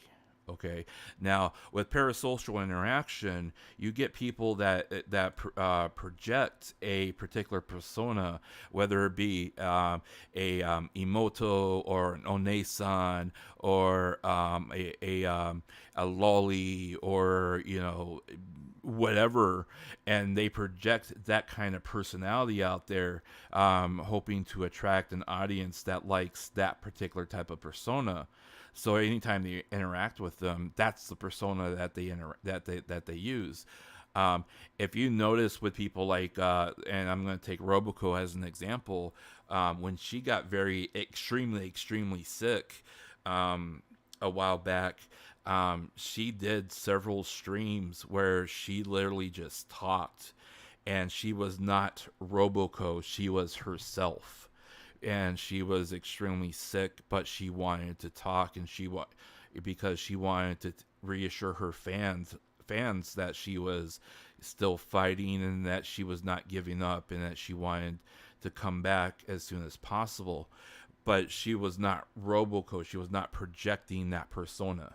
Okay, whereas you look at her now, and as soon as she pops up on screen, it's adobo, good evening, good afternoon, and everything else, and I'm high spec robot and everything else, So it's it is something that you need to be aware of, especially with let's take Mori for example. Mori Mori is a Mori is a conundrum, okay? Um, because if you watch Mori, if you watch Mori, the VTuber versus Mori the person, there are distinct similarities between the personalities. Even if she's not projecting the Reaper mentality, and that's where people get confused. Okay, and that's where people begin to feel like what it are we confused, or is Mori confused with what she's trying to tell us, and what she is trying to argue with people. Mori is cute, okay? I will admit, okay, I'm gonna give you a sneak. Well, not exactly a sneak peek, but um, I one of the videos, because I don't have the video sliced together yet. Um,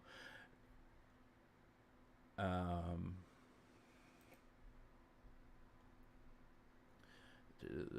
where are you?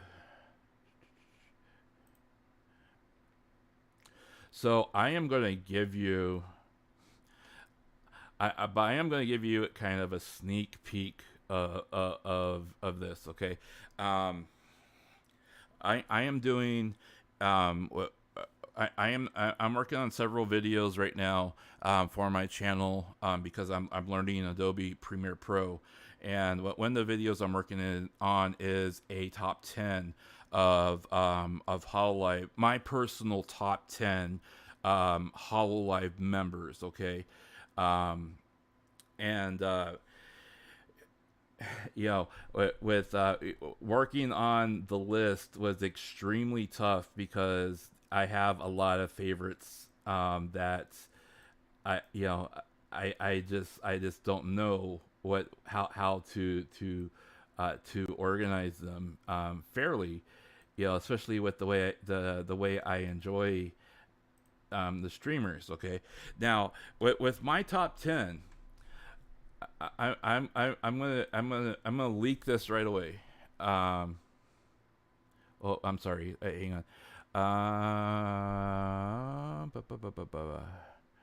Let's see.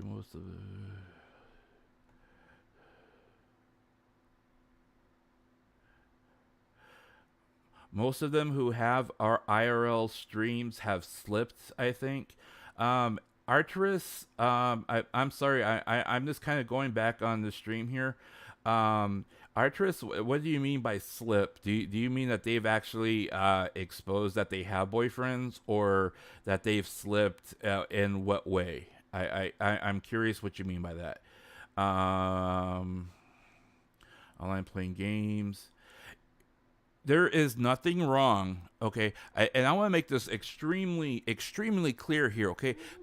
Parasocial interaction, this type of interaction is completely different than online friendship between two real life people. Okay, this is an illusionary experience where you are actually in a delusional state of thinking that you are living in an experience of delusion, of that you are actually a shipmate of Sencho, that you're really a crewmate of her, and that you really know her. If you see a streamer that is that makes an extremely racist or controversial comment, and you'll see people jump to their defense, and I know that streamer. I followed them for 5 years, and I know them. They would never be that way. I mean, do you really? I mean, you watch a lot of their content, but is that content all like me that sit there is relatively raw and based and spoken from the heart, or are they projecting a personality out there? Are you talking about the personality, or are you talking about the person? Because if the controversial statement is different than the content that they put out, chances are that there's two different people there, and one of them isn't real. That's my opinion on it, anyways. So do not think that because you have online friends that you play games with and everything like that, that it's a delusional or a not real or a relatively shallow relationship, especially if you've been friends with them for years. I've been friends with people I play Final Fantasy with for over 10 years now. Okay, we go back to playing Final Fantasy 11. And we've been friends for 10, 12 years now, and we hang out and play Final Fantasy almost every single night. And they've been with me through thick and thin, and we talk to each other on a daily basis. Those are true friends, my friends. Okay, I talk to people right now that we hang out and we talk and we play games on a semi-regular basis. And when they don't see me pop up in their stream, they send me a text or a message. Hey, are you okay? Is something going on? Were you busy today? They worry about me because they didn't see me pop in. That's a kind of friend right there. That's not a one-sided relationship. So just think about those types of things. I have friends I've never met personally that I've known for years. I live on one side of the United States. I have a friend that lives on the other side of the United States. I have never met in person, but we have played games together, talked through the telephone and through voice chat and through video chat for years, and we have become best friends. And they've been with me through thick and thin. They were one of the people that supported me through my mother's funeral, and through her passing. And they were the person that called me every single day to make sure I was okay. And I've never met them in person, actually in person. Okay, that's not a parasocial interaction. That's an actual friend. Okay, so be very careful how you classify those things. Because you have people out there that are complete psychos or completely delusional that think, Rushia betrayed me because, she might have a boyfriend. And, I've been a member of her stream for years, and all of a sudden, what about me? But at the same time, the investment that they have put in there has been a very one-sided affair, because just because, she tells you, I love you, she's telling tens of thousands of people that she loves them because she loves all of her fans and not just one person. So, that's just my take on it.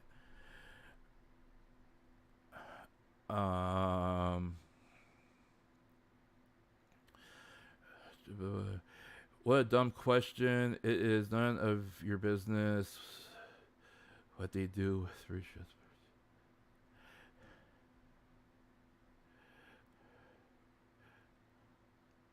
It's not a dumb question per se, guy. And I'll do it the justice of answering it. Whether or not a person sold their merch because they felt betrayed is really up to the person.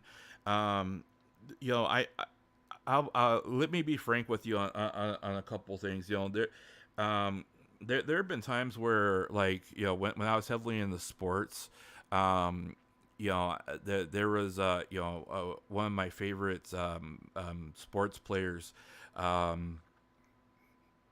made some very controversial comments, and at the time I had an image of that person that he completely shattered, and I burned his jersey. I spent $80 on his jersey, and I burned it. and I burned it because I felt betrayed, you know. And it was a perfectly good jersey. I could have sold it. You know, there were plenty of people that still supported him after he got traded. And I could have sold it online or given it away or doing whatever with it, but I burned it because I felt betrayed. It's an emotional response to it, and I think it's very important that people are going to react to these types of things in different ways. And that even if they react in an emotional and irrational way, and they sell their merch off because they feel betrayed, um, it is. I think it's better if those people move on from their delusional state, and that illusion has been shattered, and it gives them the opportunity to move on instead of living in that delusional state, because the more that they live in that delusional state, the worse off it will be for them and for Rushia later on.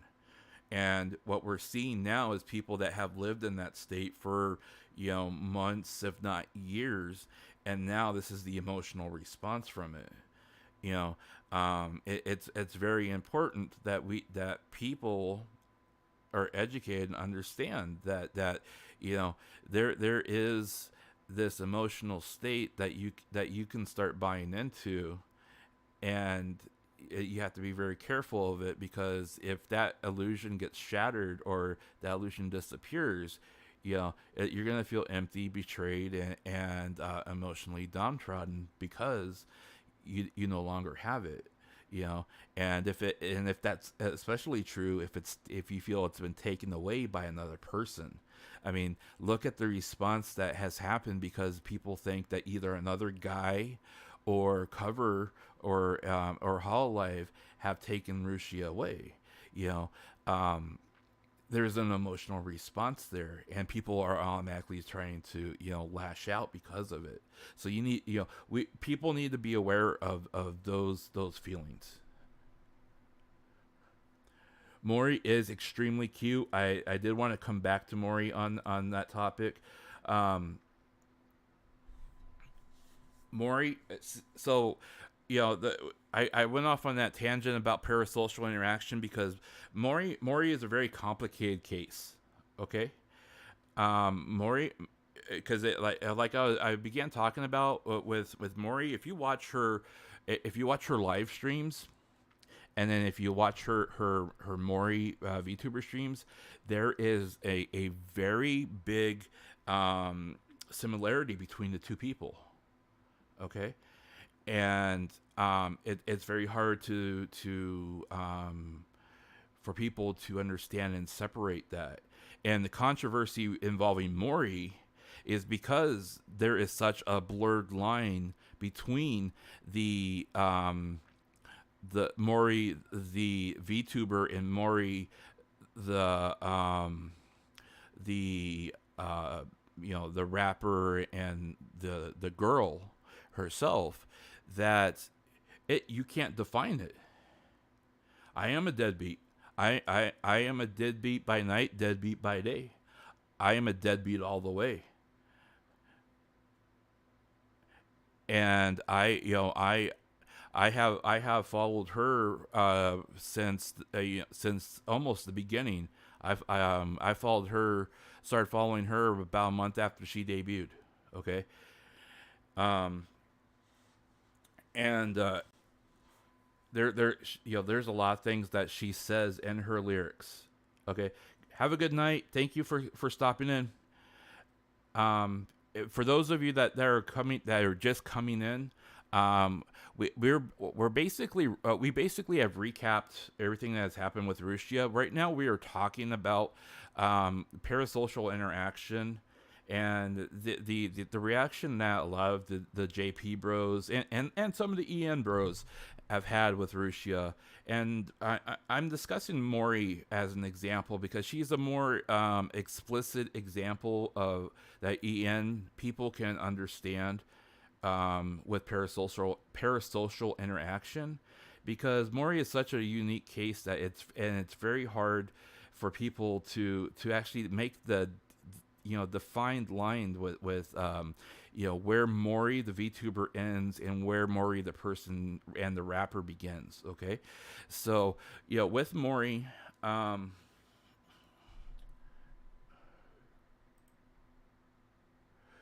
Mori gives zero fucks about concealing her identity.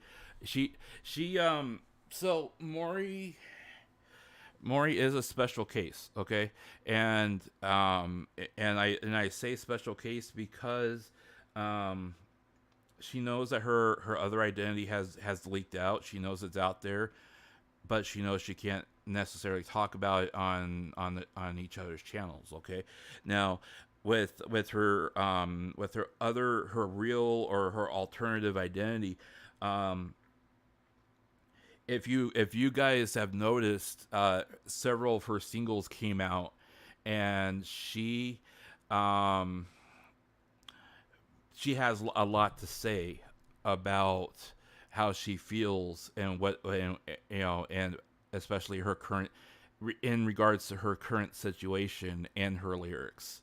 And I don't know if you guys have necessarily listened to them, but she has definitely has addressed what she feels as her haters, her detractors, and am I okay? I actually moved my mic so I'm a little bit closer. Sorry. Um, there you go. Sorry. Um,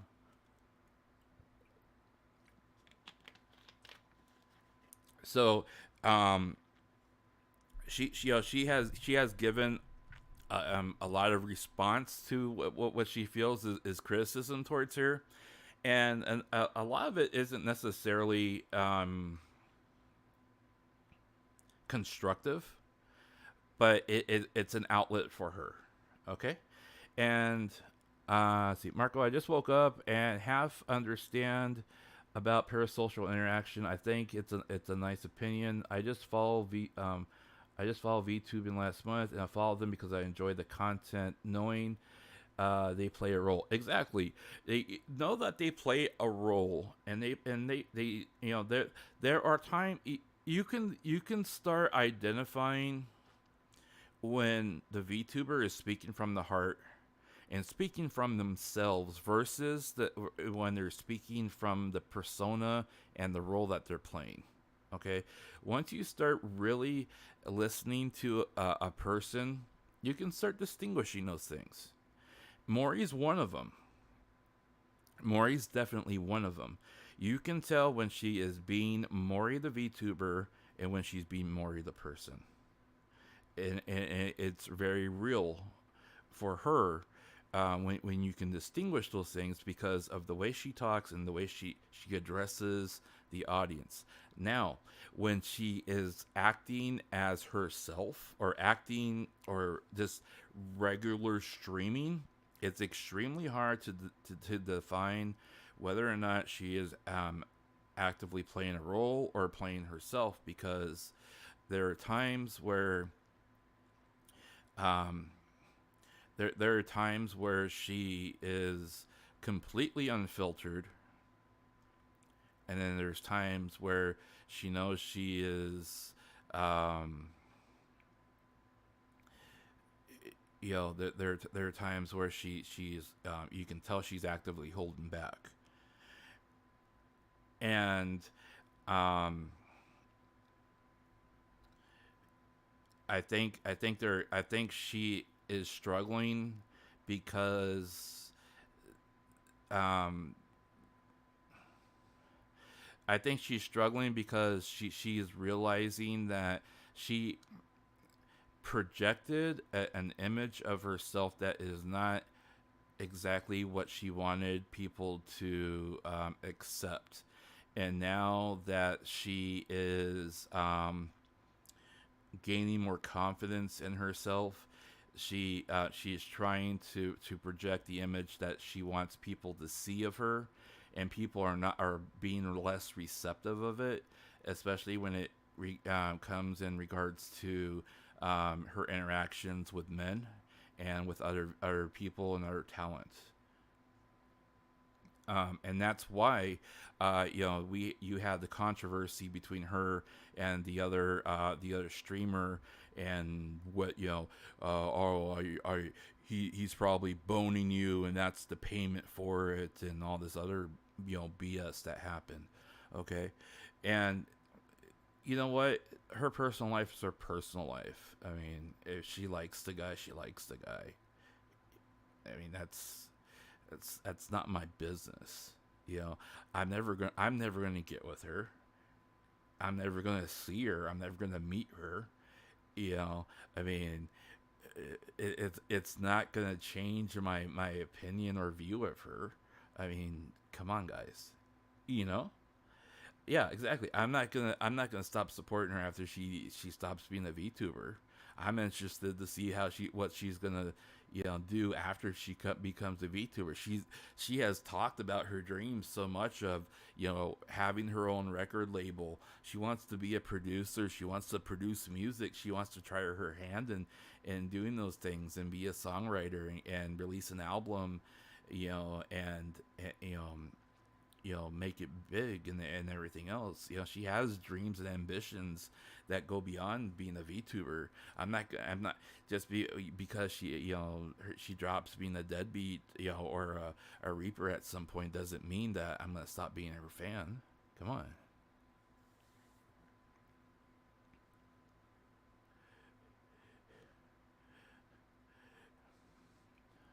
Yeah, just listen to her songs and you'll know the real her. Exactly.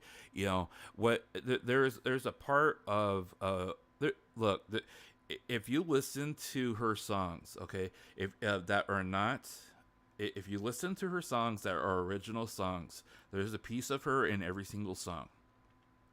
Okay, and you will learn who Mori is by listening to every single song, because every single song has a piece of her in there.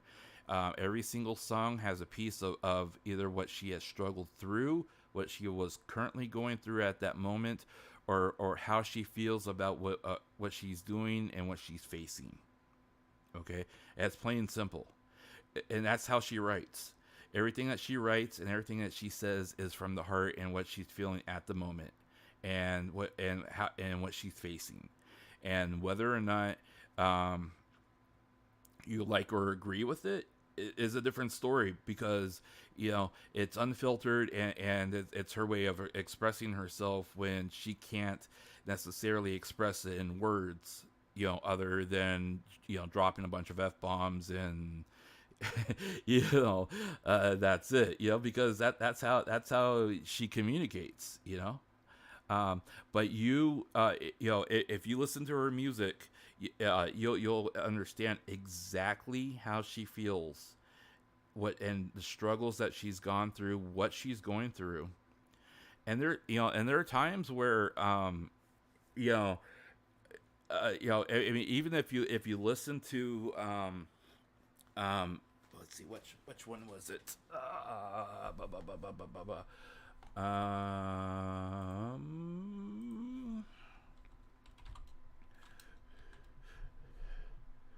Let's see.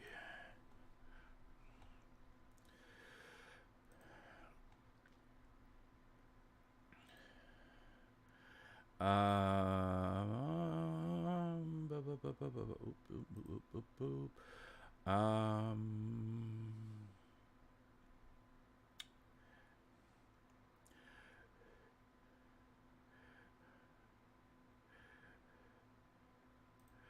it was.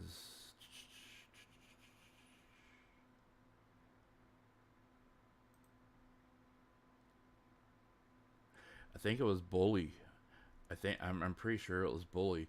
Um, there's a point in there where you know, she's telling people,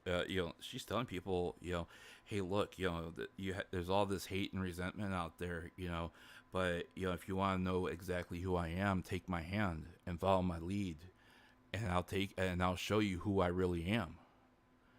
You know, um, I mean, it's not exactly in those words, but it's that's the message that she's she's telling you. Um, there is meaning in a lot of off with their heads. There is a lot of there's a lot of um, there's a lot of symbolism in off with their heads. Um, I I I I personally enjoy that song because I kind of picture myself at standing next to her out on the mountaintop, or wanting to be able to stand with her on the mountaintop. Because I want to be able to stand there at the end of the day, and sit there and say, hey, look, we're both still standing here. We faced all the troubles that life has thrown at us, and we're still here, and we're still standing, and nothing brought us down. You know, that's exactly what I picture when I hear that song that she sings. You know.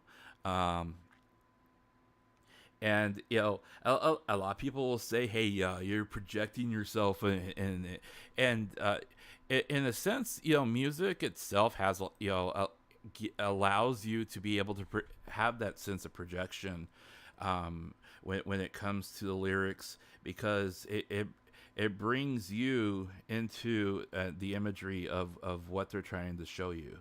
And if you can picture yourself within the imagery that they're trying to show you, then it brings you to an understanding of what they're trying to tell you. And if you can put yourself into the music and see what they're trying to say, then that helps you understand the message that they're trying to convey to you.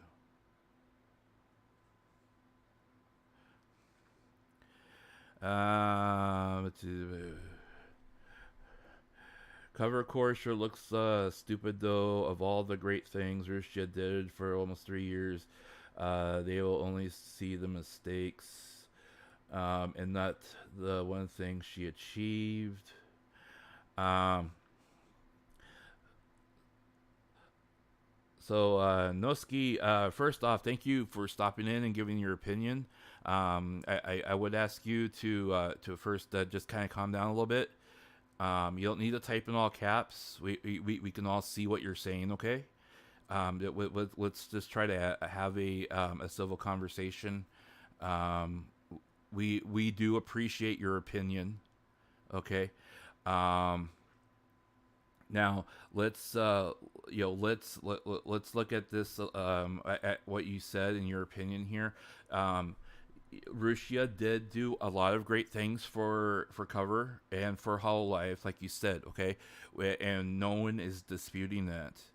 We all agree with that. In the past 2.5, almost 3 years, she has helped build a very successful organization, and she led in many aspects with her singing, with her songs, her covers, and her original songs. No one disputes that. Okay, now whether or not we agree with what the her termination, um, you know, there are many facets to that we have to respect.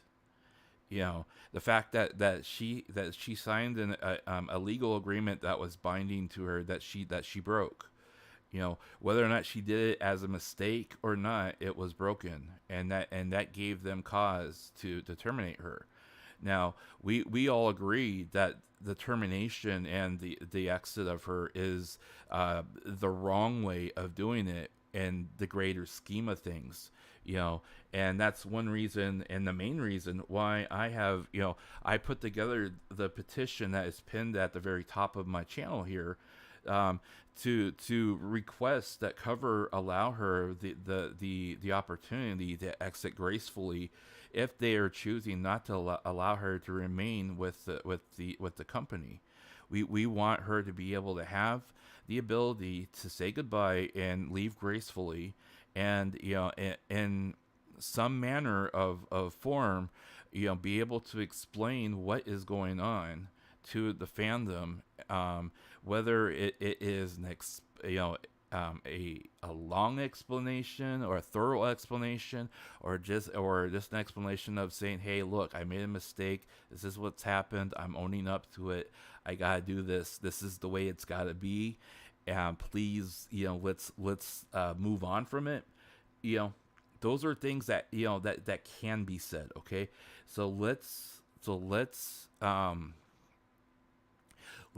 try to do things the constructive way, and if and do what we can to make ourselves heard.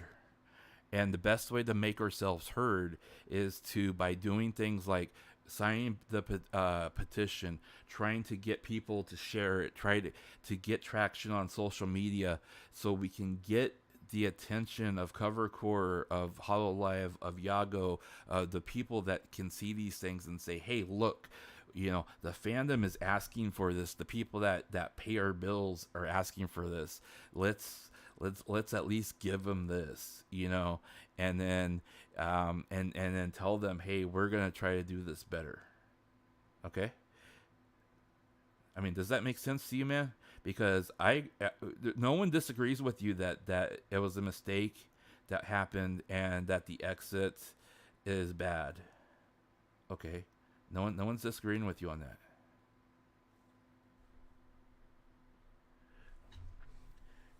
Is it fair? Is it balanced? Hey, it's there are things that are specifically written within legal contracts. Okay, is it fair? That's up to debate. Okay, if you let's say this, and I'm going to use this as an example. Okay, so just bear with me. Let's say that you do community service and you work at the homeless shelter every single day for 5 years. Okay, you work at the homeless shelter, you help feed the needy, etc., etc. You work at the homeless shelter for 5 years. Okay, and then one day you lose your job and you need money, and you go and you rob somebody.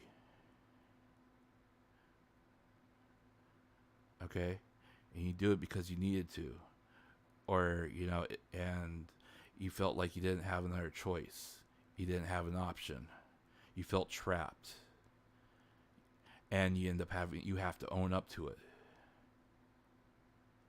I know that's an extreme example, but you did good for 5 years, and then you made one bad choice, and now you have to pay for it, you have to own up to it. Do you think you have to own up to it? Or do you get a pass for the 5 years of community service that you did, for being a good person? Now, typically, you would probably get probation, depending on what country you live in. Okay? That really depends on what country you live in. But, if you go off and you rob somebody, you're legally breaking the law. You're breaking, you're breaking a law and a contract, of, something that is considered to be a civil binding agreement between one person to another. And same thing with what she signed. When you sign a contract to work with a company, there are rules that you have to follow. And regardless of whether or not you make a mistake or not, if you break those rules, that gives them the justification to terminate you, whether or not you like it or not. That's part of life. And unfortunately, it happened to somebody that is extremely popular and extremely was caught up in a extremely controversial situation. So, whether or not we believe it is something that is fair or not, is it fair to her? Is it fair to whatever? Why couldn't they just put her in hiatus for 6 months? Let her disappear and then come back when it came down. It all comes down to the fact that she broke, she broke a company policy, and she broke her agreement in her contract. And if they allow her to break a contract, Okay, if they allow one talent to break the contract, what's to say that other talents can't start breaking their contracts? And then what good are the contracts that they sign? You know that you start looking at that, and you start realizing that you have to look at the integrity of the contracts that you allow the talent to sign, and whether or not they actually mean something to the company, and to the talent that are signing them. And I think that's a big reason why you see people like Mori that get frustrated, because they realize they have a signed contract that they have signed, but they have all this BS that's going on behind the scenes, and they can't freely talk about it, or channel and release their anger and frustration openly because of their NDAs. You know, and that's why you have like Mori, for example. She goes off and she does her second channel, her alternate channel, where she can talk about her frustrations, but she cannot necessarily mention it being part of Hololive, or she just can, like, not even she can talk about everything else, and be herself without thinking or doing or worrying about Hololive as a whole, and she could just be the other 85-90% of who she is. You know, it's true and it's sad. However, that is also what they sign up for. It's the thing that they sign up for. Okay, and people also need to understand that. They Rushia and Mori and all the other talent, they sign up for this. This is what they sign up for. She can't talk about it. She can talk about frustrations in general. She cannot talk about frustrations in regards to her work.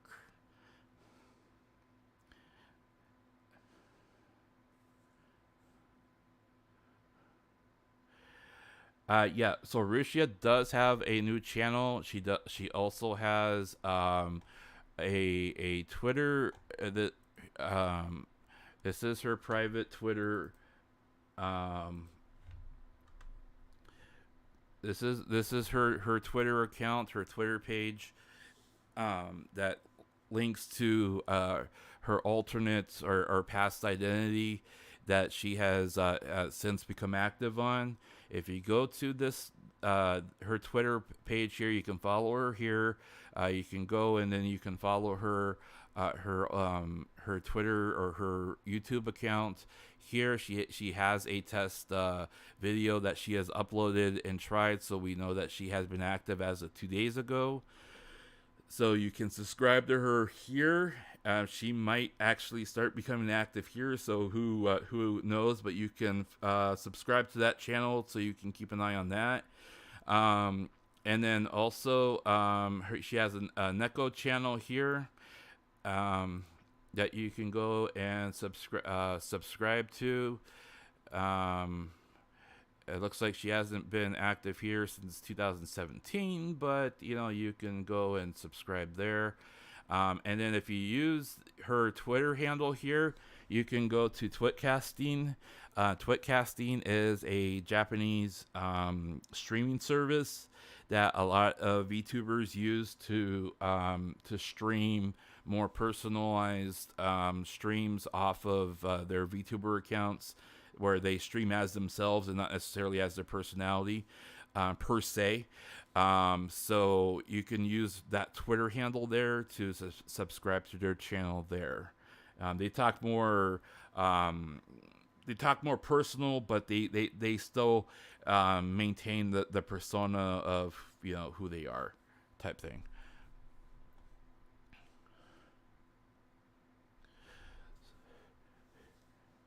What multi? So yeah, you can certainly talk about that amongst yourselves, but and you can certainly go check those things out. I would again I would encourage you if you check out a VTuber's alts account or their non Hololive account, let me just encourage you to do this as well, because I see this a lot as well.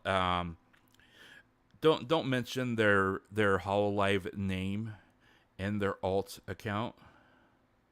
Okay, if they go like if she goes by Miki Nico here, call her by that. Don't call her Rushia on her channel. Because she can't talk about it about her being Rushia on her channel. Now, people have been saying we support Urusha on her tweets, because right now, she's identifying, this is what's happening with Rushia. Tiske, yeah. Tiske, what the Tiske? I'm not exactly sure what that means.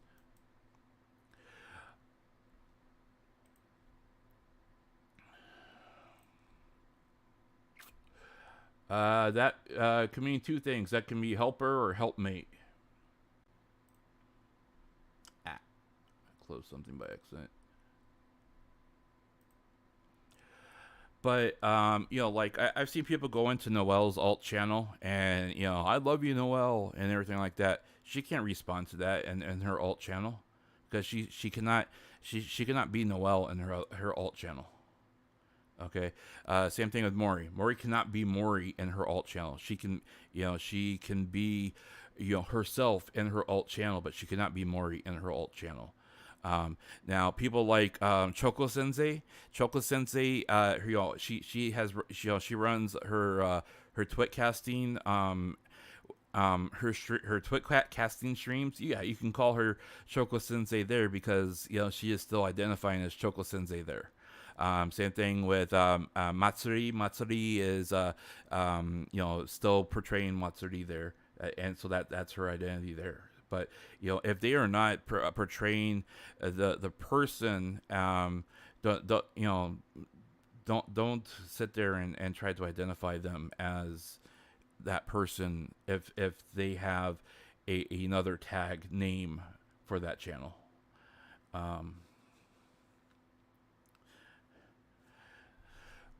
But yeah, so I mean that's kind of where we've all circled around to. There hasn't been much of any movement with a lot of other things that I've personally seen. I've kind of clicked around a little bit and just really looked to see whether or not there has been any other noise per se that's been being said, and other than people either supporting or supporting or being hating on the situation. There hasn't really been a lot of support either way.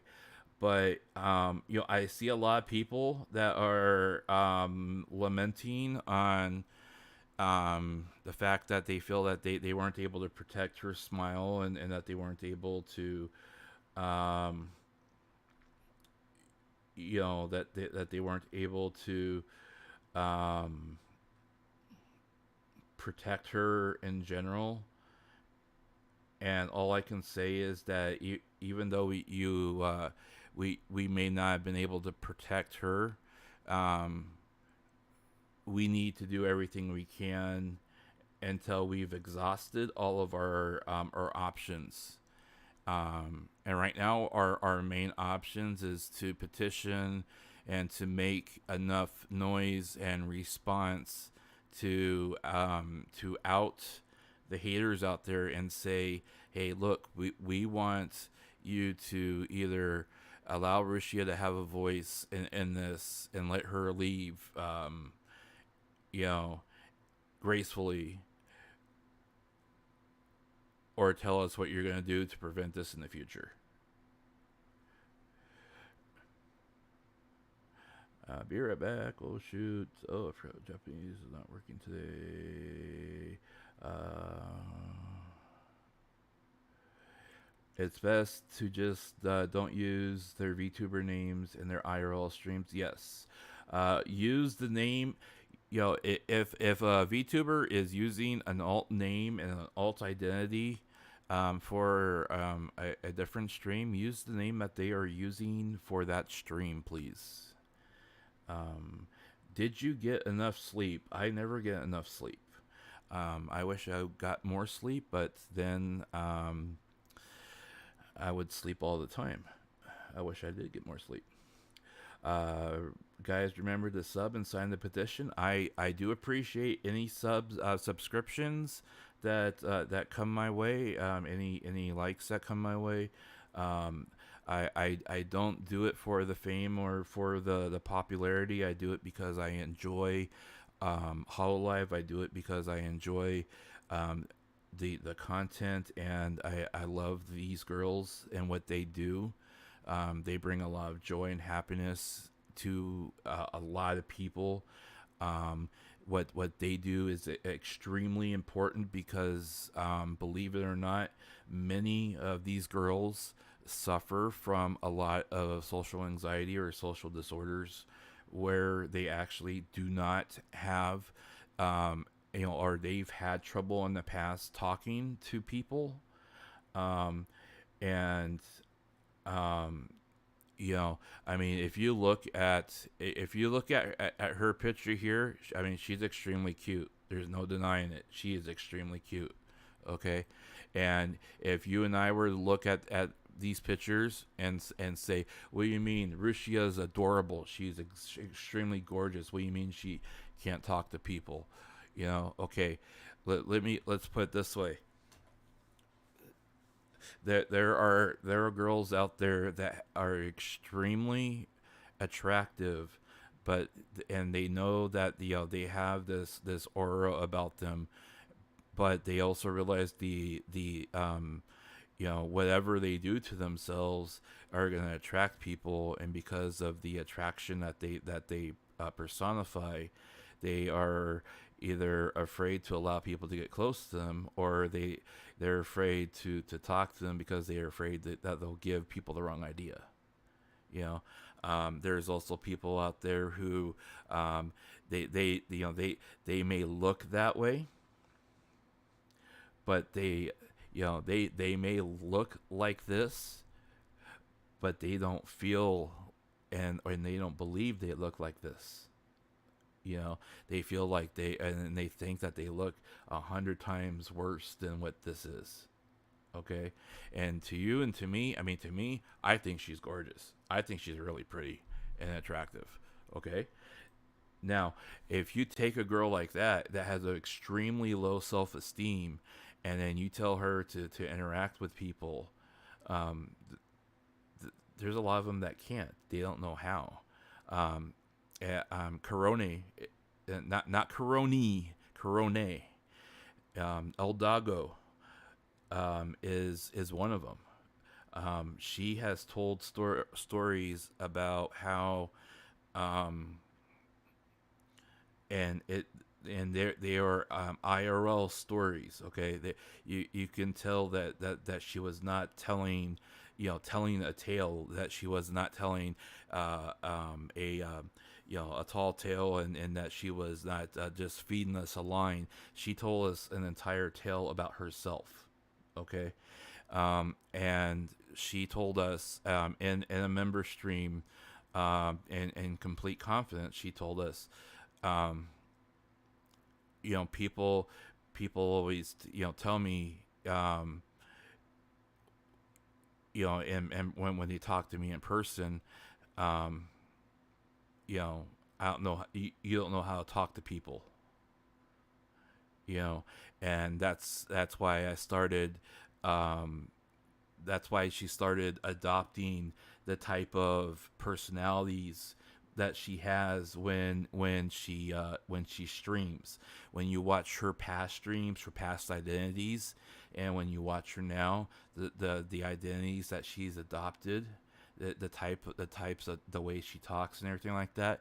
It's because she was trying to get people to like her and trying to entertain them and have a likability with the way that she interacted with people, because she did not know how to get people to understand and talk to her. She's actually a very big introvert. Aqua too. Aqua's an extremely big introvert. Um, Karoni, when she does not stream, she plays games all day. She doesn't unless she has Hololive meetings and she has to go to the office. She doesn't go out. She never goes out. She literally never goes out, and she doesn't talk to anybody.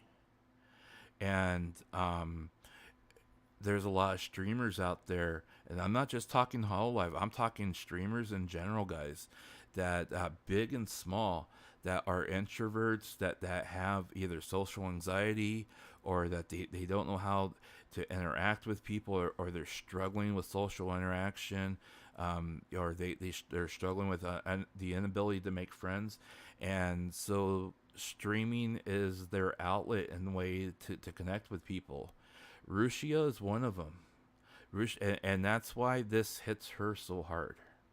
Rushia has, um, she is not necessarily the type that struggles with it to the degree of like Coroni and Aqua, but she's had her troubles with social interactions as well, and that's why this hits her so hard, because and you can almost see it, not just with her persona, but with her interactions with people. Just how quickly her moods and um her reactions and her responses are.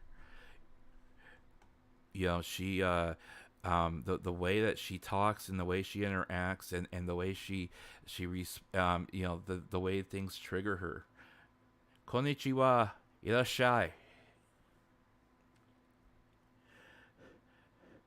Yes, I am back. Thank you for coming back.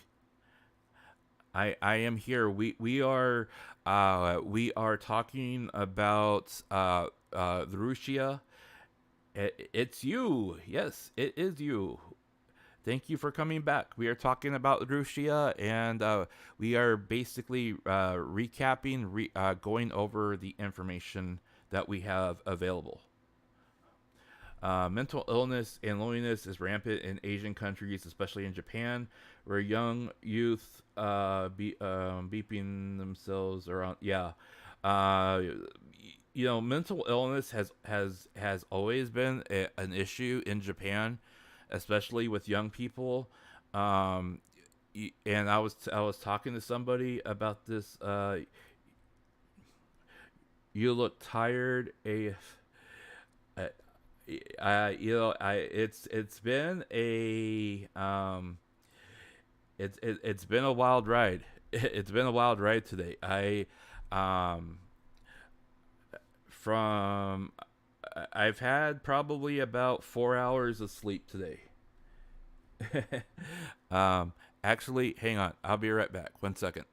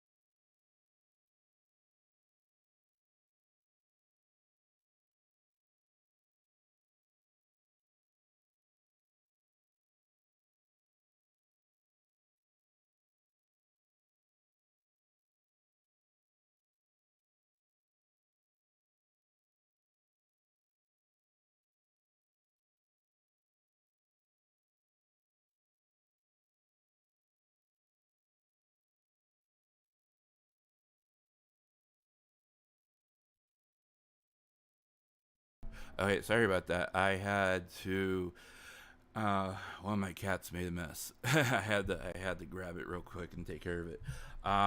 So SUSU, guys, does anyone know the rules about re-uploading videos with about terminated talent? I'm archiving Rushia's whole channel and want to share it when I'm done. Okay, now the rules regarding re-uploading videos, I will tell you right now that YouTube's terms of service will allow Cover Court to automatically copyright claim any videos that you re-upload of her, because they have it's considered intellectual property, which they can claim. Okay, now especially if you're re-uploading entire streams or videos of it, if you're not sharing it in clip form or giving a presentation regarding whatever content you're presenting. So if you are downloading and you are archiving it and want to share it, I would suggest that you share it through other means. There are other means for you to be able to share it through, and may not necessarily be in like thumbnail and channel form, but you can also consider sharing it through other platforms that may not necessarily be monitored or less monitored, but you would also have to worry about those terms of service as well. I had a problem like that, and I basically had to discover how the emotions work. Sure, why not? Clip it and add some subs. Those are lonely as heck, and because they did not get.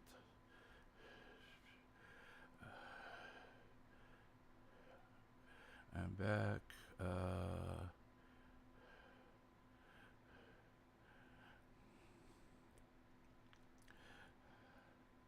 I'm just praying she doesn't go through the breaking point and commit suicide. Now, a lot of people have asked her if she's okay. Okay, and she did do a 15-minute stream on Twitcasting here earlier today after I had finished my other stream, and she did say that she was okay, and that she was, and that she was, she was doing okay, and that she was hanging in there, and she was a lot calmer. She sounded a lot calmer. She sounded a lot more composed. Again, she did do a tweet out that has since been deleted, saying that she was going to supposedly talk to her lawyer about possible options. That tweet has since was deleted. Whether or not she actually went through with that, we don't know at this point. But if she does go through that option, it looks like she is at least being proactive regarding her situation. So let's hope that and pray that she stays proactive about it and does not dwell on the current tragedy or the current downer aspect of what's happening. Okay, and that's very important for you and I to do as well, guys, because I want you guys to understand and realize that for a person like her, the biggest thing that you can do right now is tell her that you love her, that you care for her, and that you want to see her again and hear her again. And if you remind her of that every single day that she's gone, she will remember and understand that there's still people there waiting for her. Because if she starts believing that people have given up on her and moved on, then she's going to feel like things aren't worth it. And then that's when it starts getting dangerous. Then she'll start believing the people that are the haters that bombard her with the hate and go die, go marry your boyfriend or whatever, and they're calling her all sorts of names and stuff like that. Okay, so if you are worried about those types of things, please remember, drop her a line, tag her in a tweet, say I love you and I miss you. New guy sub to her channel and thank you. She's fucking fine. Stress released.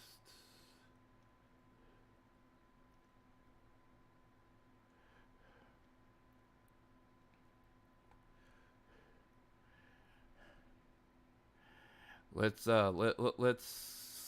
not get too hateful in the chat, please. I do thank you for being here and voicing your opinion. Let's calm down just a little bit, okay?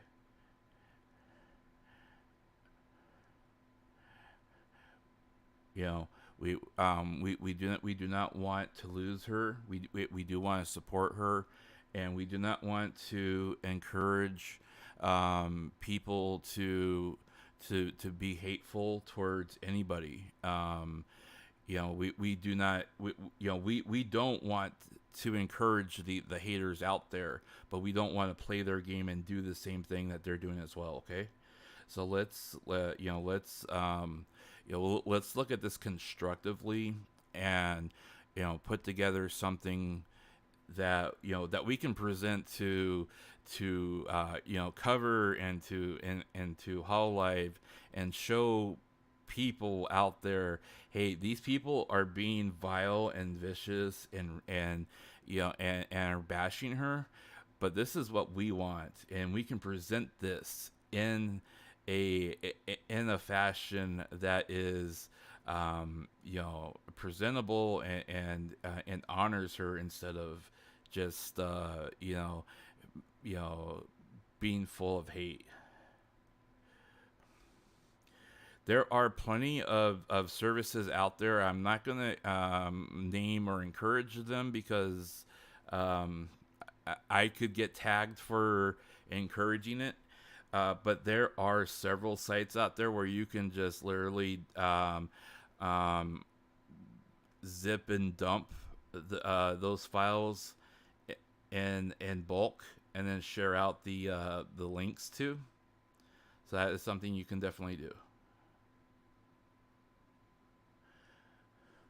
So again, for those that have just shown up, my main thing with regarding the situation here is I do want to continue encouraging conversation on this. I do want to and not necessarily encourage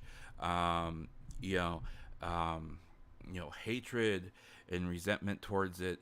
I want to be encouraging towards this and constructive towards it, which is why I have been very particular with rehashing and going over the information that we do know and the information that has been disclosed that we do know for fact.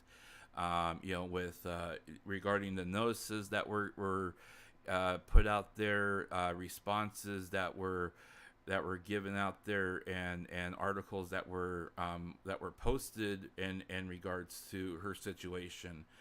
And the fact that we did talk about and address the situation that we have with the fandom of parasocial relationships, and the amount of toxicity that it's caused because of the controversy with her. And that's the reason why I have constructed my petition here, and I appreciate the 56 people that have signed it already. I've constructed this petition here. The link is in the description of or in the chat box here. I would encourage people to read it and consider signing it. All you need is a Google account that you are already logged into. All you need to do is sign in to this with your Google account and click sign this petition to sign it. We get to 100 people, it'll be featured in recommendations. The more people we can get to sign it, the more that you share it on social media, the more people that see it out there on social media, the more momentum that we may be able to get for it. Now, we may not necessarily be able to elicit a response from them. However, if we are able to get people to sign it and get people to agree with it and say, hey, this is what we want, the more likely we will get an opportunity to get them to consider what we're asking for. And what we're asking for is to allow Rushia to leave in a graceful and meaningful manner that honors her, honors Hololive, honors what she has built and helped build over the last few years, and gives everyone a positive way forward instead of this complete other train wreck that has happened, because you have haters on one side, you have a company that said, okay, we know that you violated the NDA. This is the corporate policy, and this is the corporate standard, and this is what we have to do. And instead of allowing her to gracefully exit, because they felt, well, you have all this controversy surrounding you right now, and whatever information they may have, they said, okay, we're just letting you go right now. I mean, we really need to have this conversation about, the fact that she may have had this controversy about her and what happened with her, but at the same time, she has built and had just as much meaning and input into Hololive and what they have built over the last few years is what the controversy they feel has damaged the company. So we really want to allow her a chance to be able to talk, to say, at least say goodbye, at least say, hey, look, these things have happened, and I need to take responsibility, or this is what has to happen. Give a statement for it. Allow her to speak as herself, as Rushia, leave gracefully, and then give us the fandom as Hololive fans what we want to hear from them about what cover and what Hololive is going to do with Hololive members and their streamers going forward, to make sure that these things don't happen in the future. And we're not saying, and I'm not saying, no relationships, no one can have relationships. No, I'm not saying that. I'm not saying that at all. What I'm saying is that if we got streamers that are live, that are talking to thousands of people a day, okay, and we need to make sure that they understand, hey, if you're gonna have people talk to you privately, make sure that those private channels are shut off and turned off while you're streaming. Don't make sure that they are not able to talk to you while you're streaming, and they don't pop up on your screen. Make sure that your mics are not live when you're not live. Things like that. Things that tick those boxes to make sure that we, that they protect themselves, and they protect the image that Hololive is trying to protect, and give them the space and the privacy that they deserve as the presenter, and the persona. So please read and consider the petition. I appreciate the people that have signed it already. I do wish and hope people will consider sharing the petition here on Twitter and other social media. Let's try to get some traction on it. If we can get traction on it, I hope that we're able to get the attention of people, and people that can make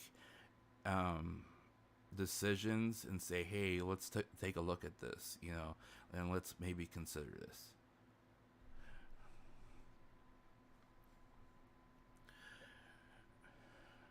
I'm just kind of scrolling back here.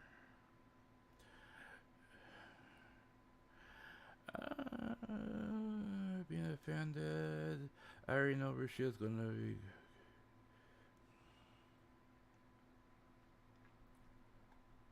Rushia's not very tech savvy, and ended up leaking so much that she didn't mean to. Rushia, I mean, a lot of people have kind of tagged her as either being, like you said, not tech savvy, kind of airheadish and absent-minded, those types of things, and I can understand that, there are people out there that are like that, and and she's probably somebody like that as well. Um, and for a lot of people like that, especially when with me, when I worked in the tech industry, for these last few years, I typically have people like that. I've always trained them to have kind of like a little checklist that they have right next to their screen or on their screen. So, when they look up and they're getting ready to start work or do whatever, they see that check screen. Okay, have I done this? Okay, I'm ready to go. And then when they're leaving, okay, have I done this? Okay, I'm ready to leave. That kind of thing. That's the easiest thing to do. Like for me, my mic, and of course my mic is not nearly as advanced as theirs and what they use, but my mic has a a red, literally has a red light on it when it's live, and when it's hot, my mic is red. When my mic is not live, it's the light, the mic literally turns black. So I know whether or not it's live or not. Those types of things, those types of visual cues. You know, Being able to have those things built into your system is something that is very important. And it's something that you know a lot of times a streamer just needs to build in to them for themselves, so they realize, hey, okay, is my mic live, is my camera's live, am I live? I mean, how many times has Rushia left her streams like live, whether or not they were intentional or not? I mean, uh, I think there was a time where she left her stream live for almost half an hour, and whether or not that was actually planned or not was up for debate. But supposedly she was like trying to practice one of her games, and she had supposedly signed off and then was practicing her game after the stream, and then realized her stream was still going. you know I mean, if that was the actual case, and she had neglected to end her stream, I mean, what does that tell you? She needs to be more mindful of those things. um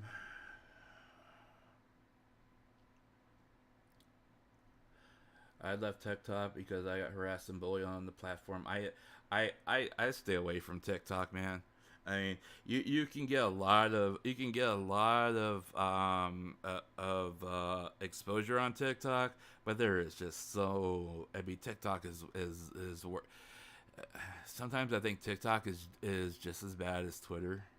I mean, I'm on Twitter, and I'm active on Twitter, but I'm not nearly as active on Twitter as most streamers, because I just try to stay away from it. I mean, if you look at my feed, if you look at it, like, okay, you got what's happening right now, Ukraine. Okay, yeah, you got Hololive. Okay, you got wrestling. Every once in a while I'll look at wrestling. Okay, and then you'll get COVID, and then because I have my VPN's connected to Minnesota right now, so it's giving me North Dakota for some reason, and then you have U.S. deploys forces to Putin, and then this stuff changes every once in a while. But as soon as this stuff starts like turning into like a lot of this like just complete garbage of political stuff, I just close the screen. I mean, that should be, because that's just no. I just get done with that.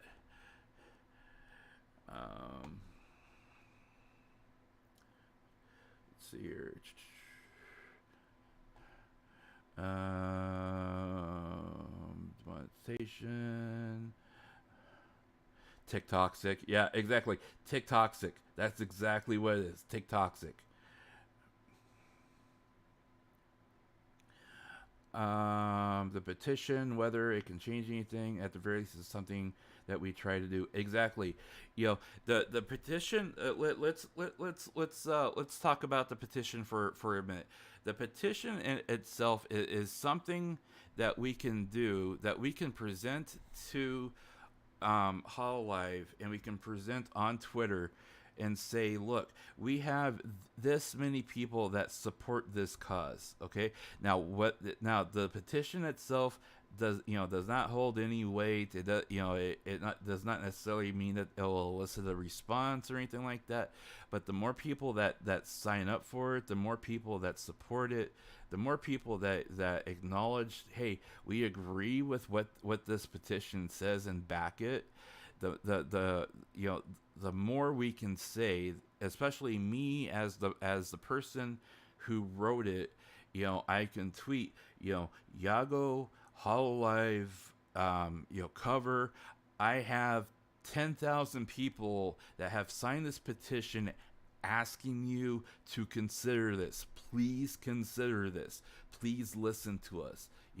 Please consider. Please look at what we're asking you. And that's if we're even if we're just asking you to look at this, give us 5 minutes of your time to look at this. That's what we're doing. That's what we're asking, because if all we're doing is bitching and complaining in chats and in streams and on social media, but we're not actually doing anything about it, we're talking about it and saying and crying about it and saying she's gone. Okay, but you know how the haters got the attention is because the haters were doing something that got Cover's attention. They did it destructively. Now we're trying to do it constructively.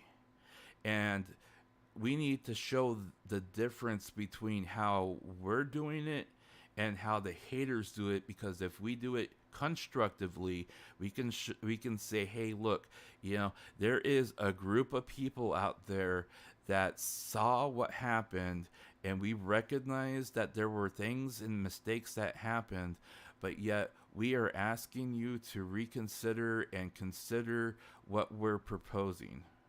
And if we do it in a constructive manner, then that can elicit a response from the professionals we are asking to consider the petition for, and say, look, this is what we're asking for. We're not asking you for everything. We're asking you for something. Please consider this.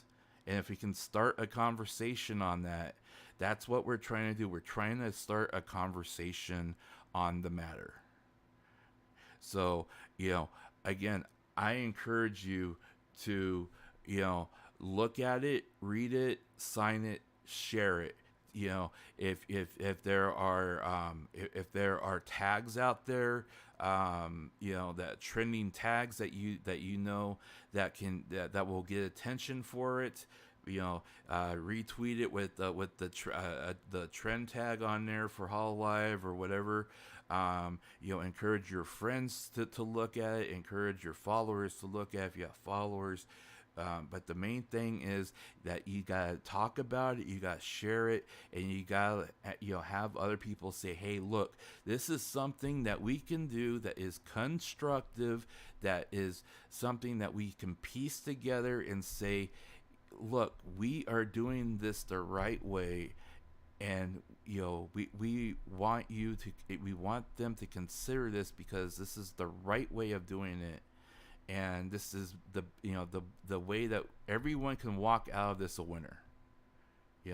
Even if she doesn't have her job in the end, she can walk out with her head held high and say, look, I am walking out gracefully. I'm walking out on my 2 feet, and I'm walking out telling that my fandom that, look, I may not be Rushia anymore, but I am still me, and I'm still the person that you love.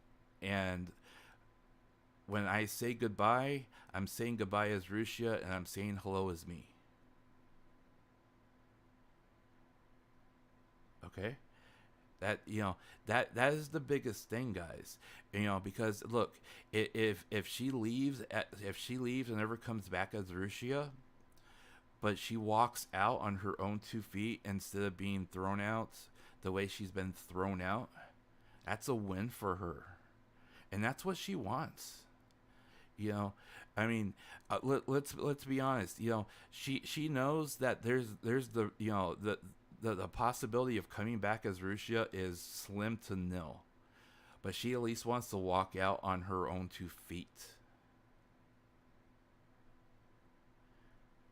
I would rather walk out on my own 2 feet.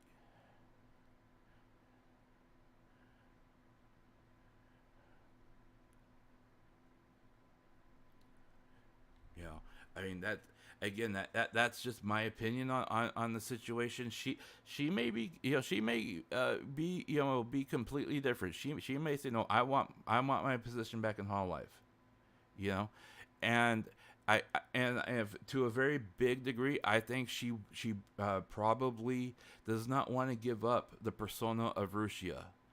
You know, but that is an argument that she has to make on her own, and that she has to be able to challenge that on her own because of the legal side of things. We can only we can only challenge the situation based upon what we as an outside party can ask. We don't have a stake in this per se. We have a stake in it as fans, but we don't have a stake in it as an actual party involved in this matter. We cannot interject ourselves as a party in this. This is between her and Covercore when it comes down to it. And if she can challenge it and say, I want my position back, and and she can be successful in it, that's one thing. But that is her fight. That's a fight she has to challenge and do on her own, and she has to be able to navigate that with whatever the laws are in Japan, and whatever the terms of her contract and agreement are. We are a pack of wolves, guys, but we are a noble pack of wolves. This my crew is a wolf pack, okay, and we take care of our own. And we take care of our own, and when our own is threatened, we take care of it together. But we don't just lash out. We take care of it as a team and as a group. That's why we are a pack. Okay, so I would encourage you to sign it. I would encourage you to share it. I would encourage you to try to let's try to get some traction on it. If we get traction on it, we get traction on it. If we don't, we don't. But we need to explore as many options as we can. Okay, and I'm gonna continue to look and see what kind of options we can and maybe can explore, and whether or not there is anything we can explore. But this is the first step, guys. Okay, and we have to be mindful of what Rushia wants, and we have to be mindful of the fact that we do not need to put undue stress on her or the other talent while we're trying to see what we can do. Okay, whether or not there are things we can do that we can say, hey, look, we understand the situation happened, and we understand that there were things that happened, and you guys did what you're legally bound and obligated to do as a company. Now here's what we're asking. This is what we're asking. We're not demanding, we're not threatening, We're not going to cause chaos. We're not going to be disruptive. We're politely and nobly asking as one party to another, will you honor us and honor her with our request? That is what we're doing. And we need to look at those options first and foremost, because if we do it the opposite way, all we're doing is causing everyone else pain. And we don't want to cause Rushia any more pain or any of the other talent pain. And we don't want, and most of all, if we actually do love these girls, and I mean love the girls and not just love the personas, then we will not cause them pain and suffering and stress by causing problems for them in their streams or on their social media or anything else. But we will go out there and be active and support them by telling them that we love them and that we support them, and that we are spread the word that we are saying, look, if this is the way it's gotta be, let's do it the right way and not this way. If we can all agree upon that, that is what my pack is about. That is what the Wolfpack, that is what this channel is about, guys. Okay? And we'll keep on top of this. I'm going to be talking about other stuff along the way too. I mean, I'm not, I could talk about Rushia, and milk the whole conversation for as long as I can, but I'm going to be talking about other stuff as well. I've been wanting to talk about this for a while, and I just never got everything put together, because I had a lot of other stuff that I was putting together along the way with trying to get translations all lined up and everything like that, and then everything just kind of broke all at once. But I do want to keep on top of that on this, and we do need to keep on top of addressing the negativity that happens in our fandom, and what we can do to turn it around and make sure that we arm ourselves with the correct information, that so we when we go and see people spreading disinformation or false truths or rumors about these girls, we can say, no, this is the actual truth. This is what we know. This is not what we don't know, and that's false, or this is true. And that, and the end of the day, this is what we know about this person, and we need to support them as this, as this person.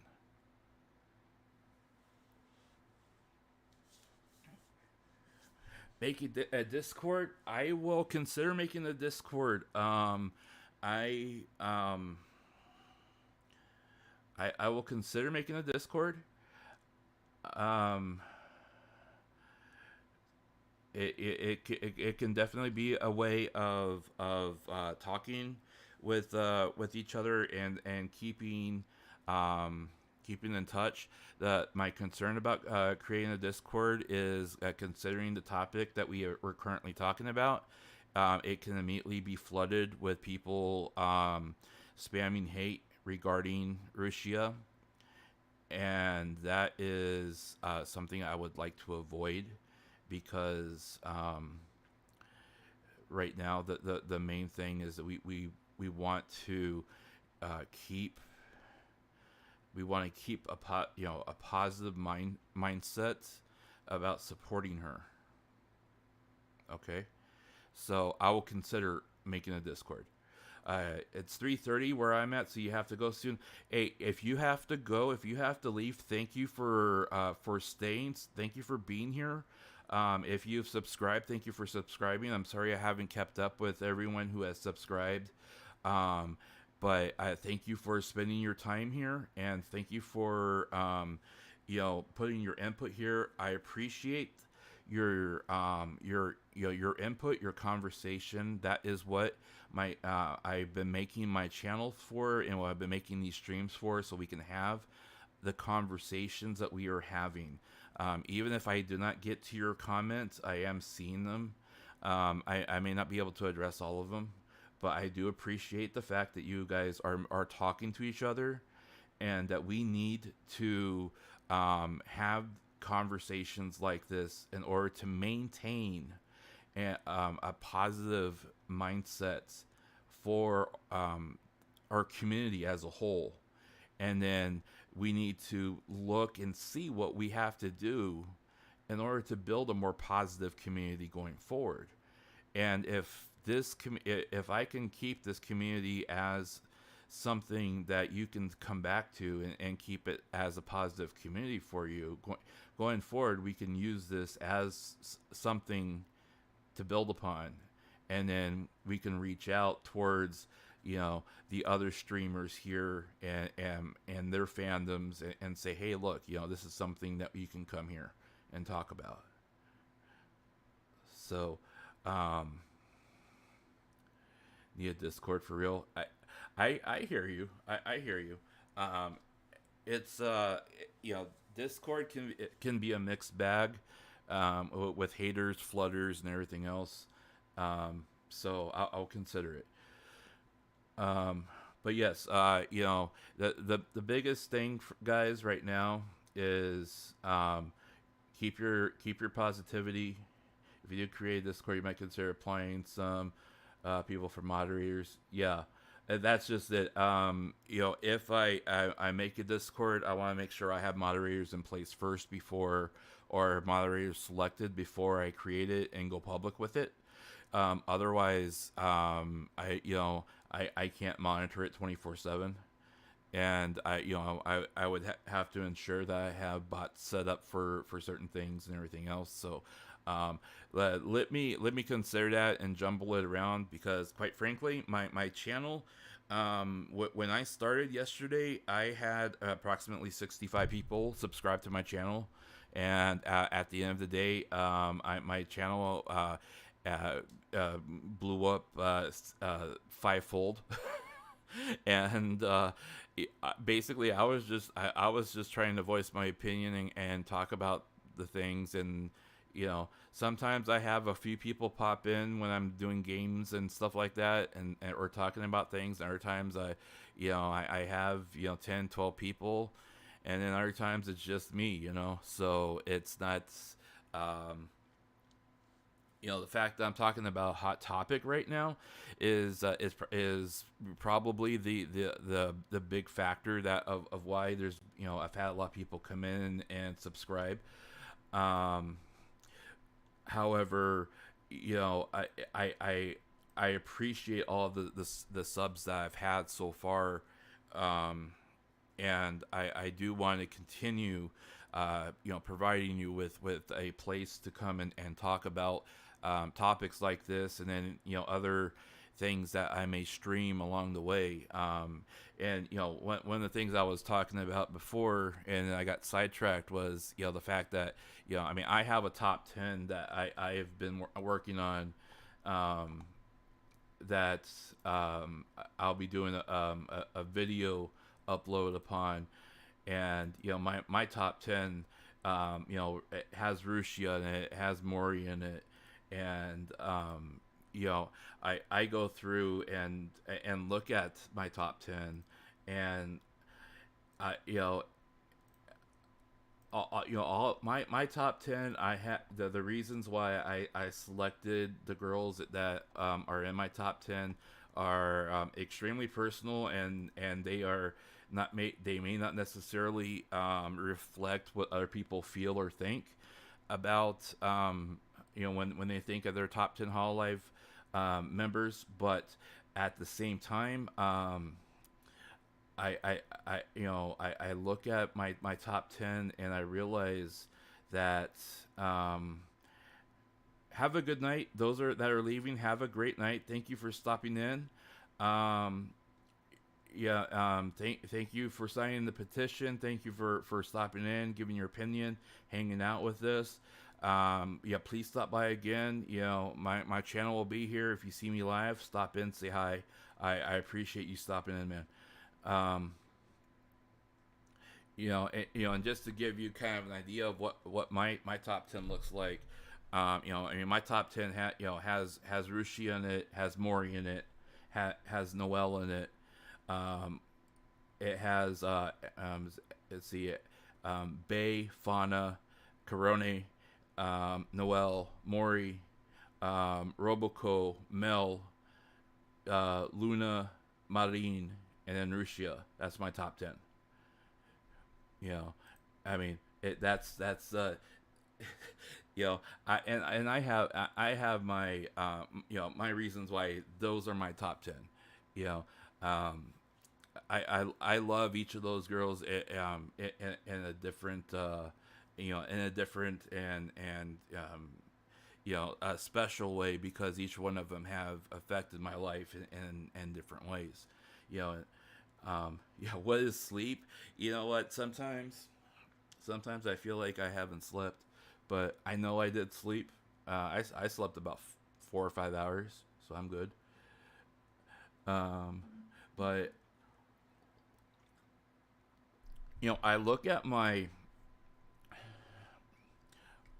top 10, all of them. Yeah, I hear you on that. I hear you on that. You know, um, if I had my choice, I would agree with that. If I had to say, who's my favorite Hololive mem, I would say all of them.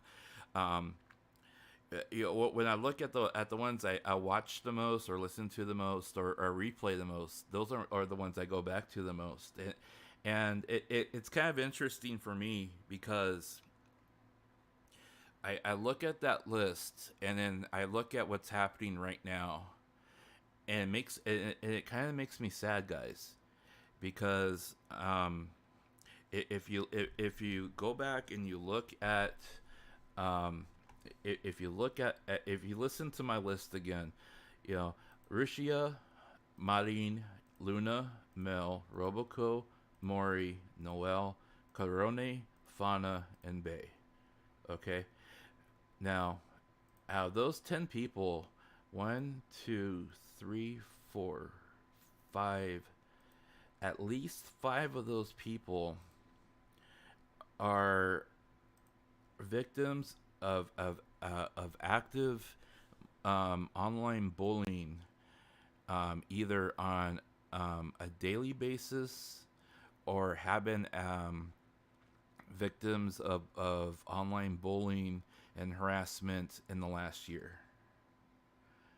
And I'm talking like serious, like bullying, like because it involved either things like Coco, or things that were said or done, or things like that.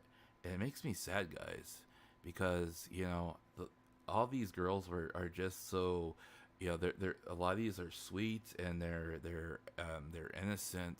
Well, I wouldn't say they're innocent. Let's put it this way: they're sweet. They are precious, and they give us so much, and they put so much into their presentation.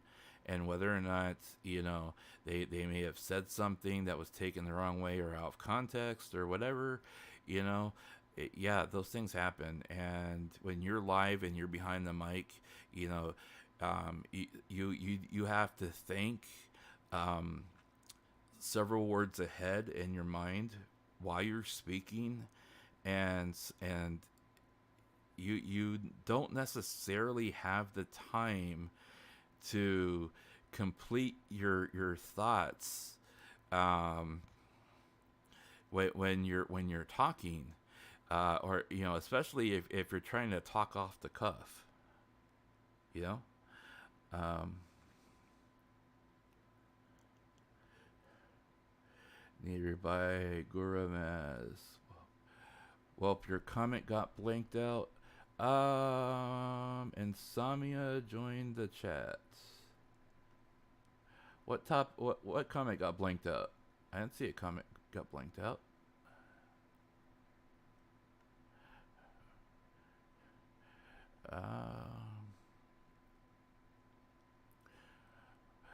Miko brought you into the rabbit hole. Matsuri made you stay. Fell in love with Korone, Fubuki, Piccola, and especially Susei.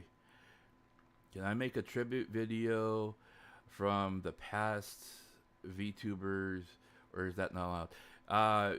Tribute VTuber videos are perfectly allowed. That they um I've seen videos of that include retired VTubers, but they're not nearly as prevalent as they used to be because there's just so much content out there now that they're literally buried. So they do exist. I mean, there's still content out there involving Coco, and she's technically graduated and retired. So I don't think there'll be TOS takedowns of like Rushia or anything like that. So I don't see why not. This may be of no concern, but consider cover is truly only a stepping stone for VTuber fame. The way cover is with law, especially with VTuber company, any girl can be terminated. That's very true. Cover Corporation has listening and talking to a few other VTubers, and then also listening to conversations with other people, like and I'm gonna throw her name out there. I was gonna throw her name out there, and then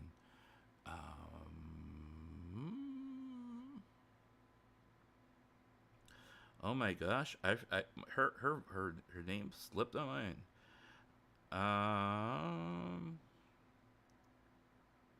She she's on Twitch.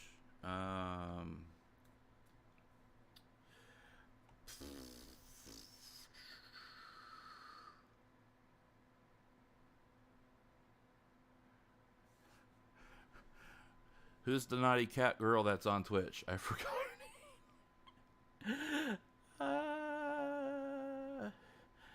She's like she's like one of the founding members of the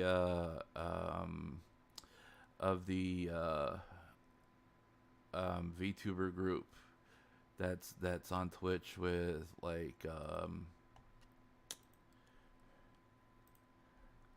oh, let's see if she's even online. No, she's not online.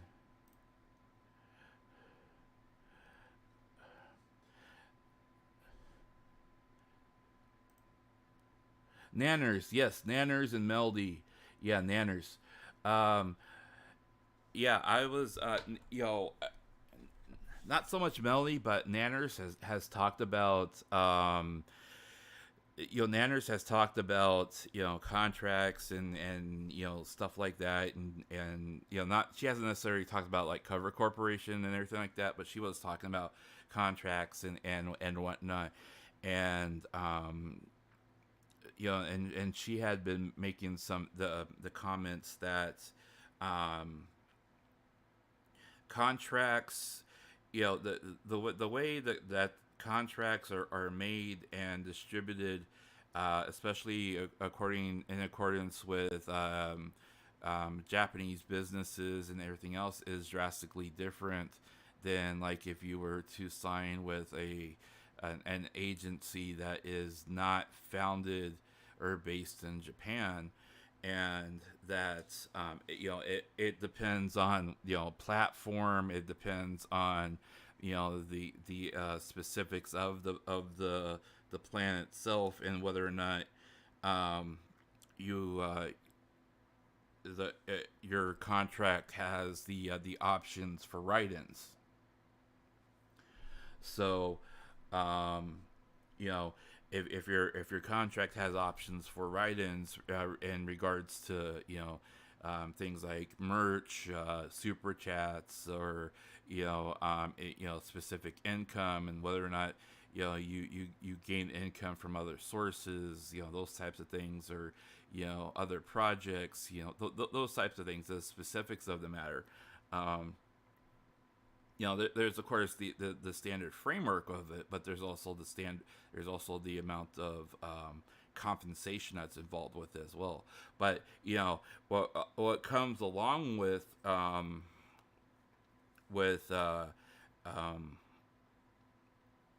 signing on with a talent agency is not necessarily whether or not you're making a lot of money with it, is whether or not you're getting the exposure out there for it. So like you said, if you sign on with like Hololive, you may not necessarily hit 1 million subscribers in your channel, but the amount of exposure that you're getting out there, with your name and voice associated with a character, even if you leave that place and go somewhere else, that fandom carries along, and then once you're in a different spot, that fandom carries over, and then you can grow as a different person or personality. I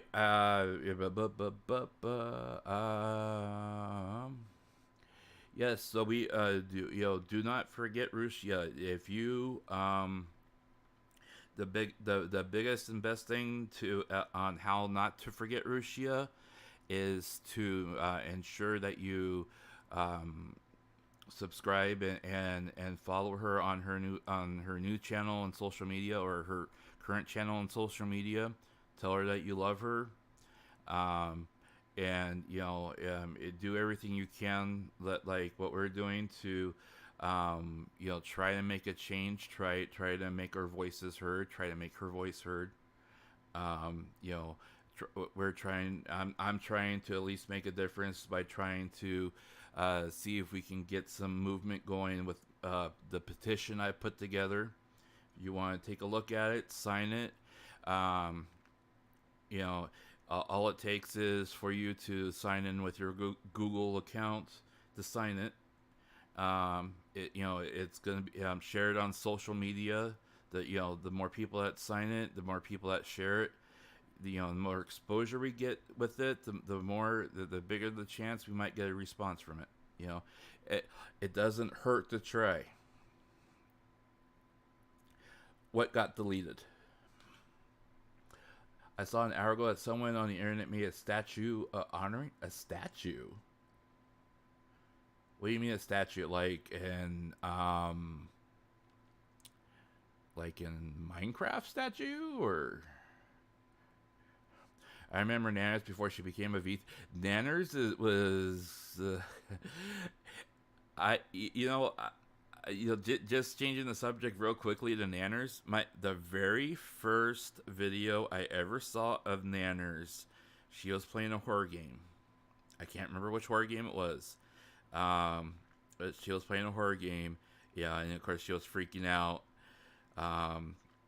It was that one where she was like going through the castle and she had to get through all the floors, and she was freaking out with all the things that were popping out at her. And then I was like, who the heck is this person, And so I clicked on her next video, and her video, that next video was her cover parody of Say So. Oh, I love that video of her doing her Say So cover. That video is so awesome. In fact, I want to.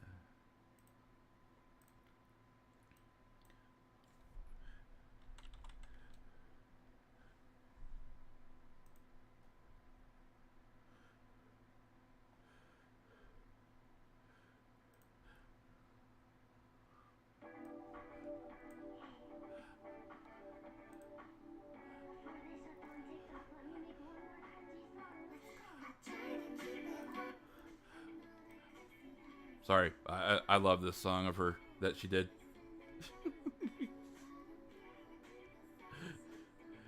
Can you please provide me a link of her Twitter or YouTube chat?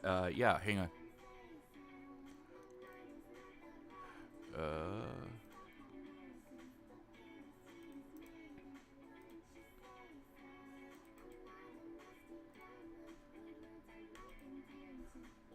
That's her Twitter. Her YouTube is linked in her description there. I love this video.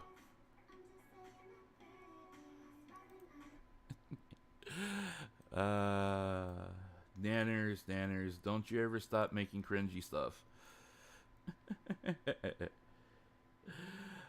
uh, oh, Nanners, that you know, as cringy as she can be sometimes. She there are times where, man, I mean,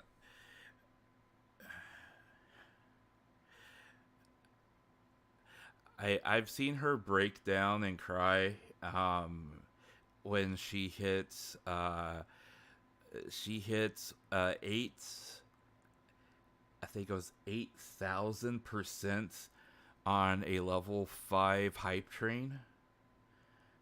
It was something like that. I mean, it was up there. I mean, people were just going nuts on her stream, and she hit like this insane number on a hype train, and she broke down and cried, and she cried for over half an hour, and it was real. It was not fake. She was not faking it.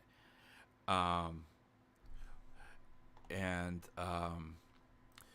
she was I mean, and she was just so thankful that people come back. She would say, I'm I just sit here and talk all day, and a lot of times I talk about nothing, and you guys keep coming back, and for her, and and she's like, I don't know why you guys keep coming back, and it's a humbling experience for her, even though there are times where she can be completely cringy and sometimes even completely obnoxious.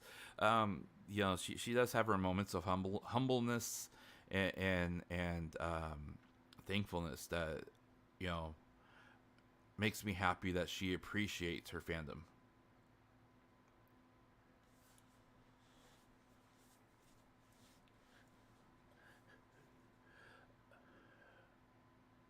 A lot of people want Rushia back in Hololive. I do not disagree with that. I think a lot of people think that she was unfairly dismissed from Hololive.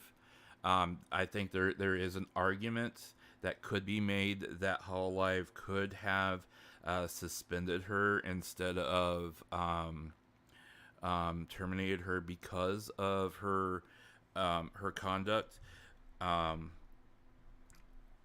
think I think that there's probably a lot of information that we are not privy to, that we do not know about, that caused them to have such a severe reaction to doing the termination rather than a suspension, or going on hiatus, or just making her disappear and letting things calm down. If the things that were if the things that were rumored were to be true, and that she was spreading quote unquote misinformation, or if she was talking badly about Cover and Hololive, when she was frustrated with the company, or with things that were going on, and she was talking about Hololive and Cover to third parties, that would classify as spreading, talking to third parties and sharing information to third parties, breaching her NDA, and that would also classify as slander against the company, which would also be a breach of NDA. So we need to be very mindful of the fact that there are things that we just don't know about the situation, and that things could have possibly been shared either and recorded and or said in text form, that were recorded and then shared publicly, that were used as evidence against her. And if the evidence is out there, and putting her at fault of a breach of her contract, it puts Cover in a very bad spot.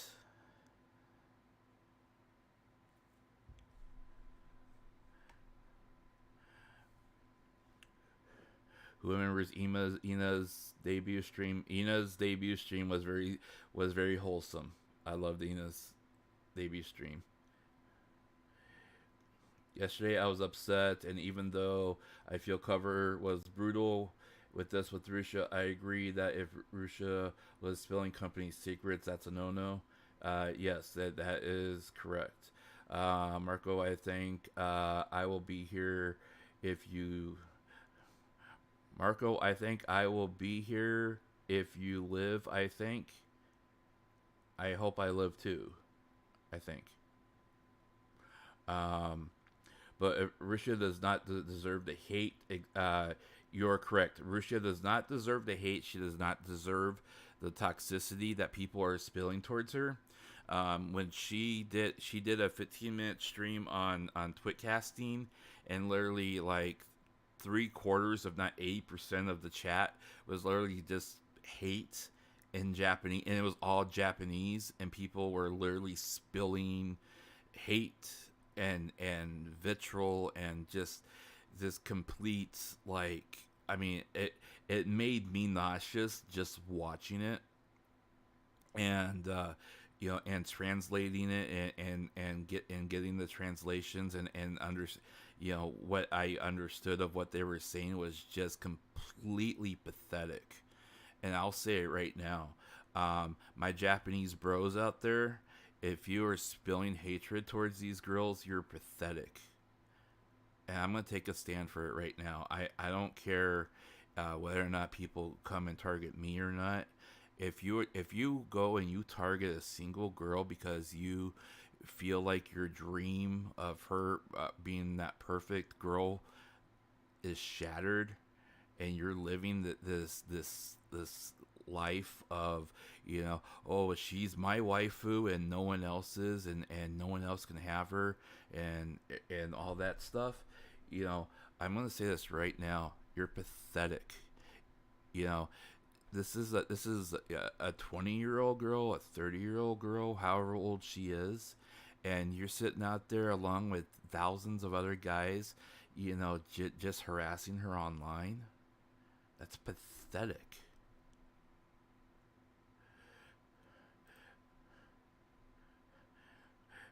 You know, I mean, I I I I I can sit here and I can take people calling me an asshole. Okay, I've been called an asshole before. I've had women call me an asshole to my face because I've just been real with them. Okay, and I will openly admit that there's been times where I've been an asshole, but I also try to keep it real. That's for audience though. In a sense, that is, guys, and that's also the sad part. That there, but you gotta understand, okay? You gotta understand that regardless of if you are in the otaku culture, if you're in the VTuber culture, if you're in the jock culture, if you're in the sports culture, if you're in the rap and hip hop culture, if you're in the gangster culture, it doesn't matter what culture you're in, guys. There's gonna be pathetic morons in every culture, okay? There's gonna be that. Okay, I mean, I ran with a bunch of OGs when I was young. When I'm gonna talk old here. I'm gonna kind of expose how old I really am. But I ran with a bunch of OGs when I used to live in a big city. Okay, I ran streets 24/7. All right, and there were guys. Yeah, I mean, it was literally like, yo, I want to be part of that crew. I mean, it was literally like, yo, man, you would get on your feet, and lick my shoes. I just stepped in dog shit, lick my shoes, man. And they want to be part of the crew, so they'd sit there and do stuff like that because they wanted to be part of the crew, you know. Or, yo, man, yo, that guy just looked at me funny, man. Go beat him up. No, you want to be part of my crew? Go beat up that guy. Go beat up that guy. That's exactly what there. That culture that is part of everyone's culture, and there you always got the lowest guy on the totem pole who's sitting there and you think is going to be pathetic or is going to act pathetic, and the biggest thing that you got to understand is that you got people like that.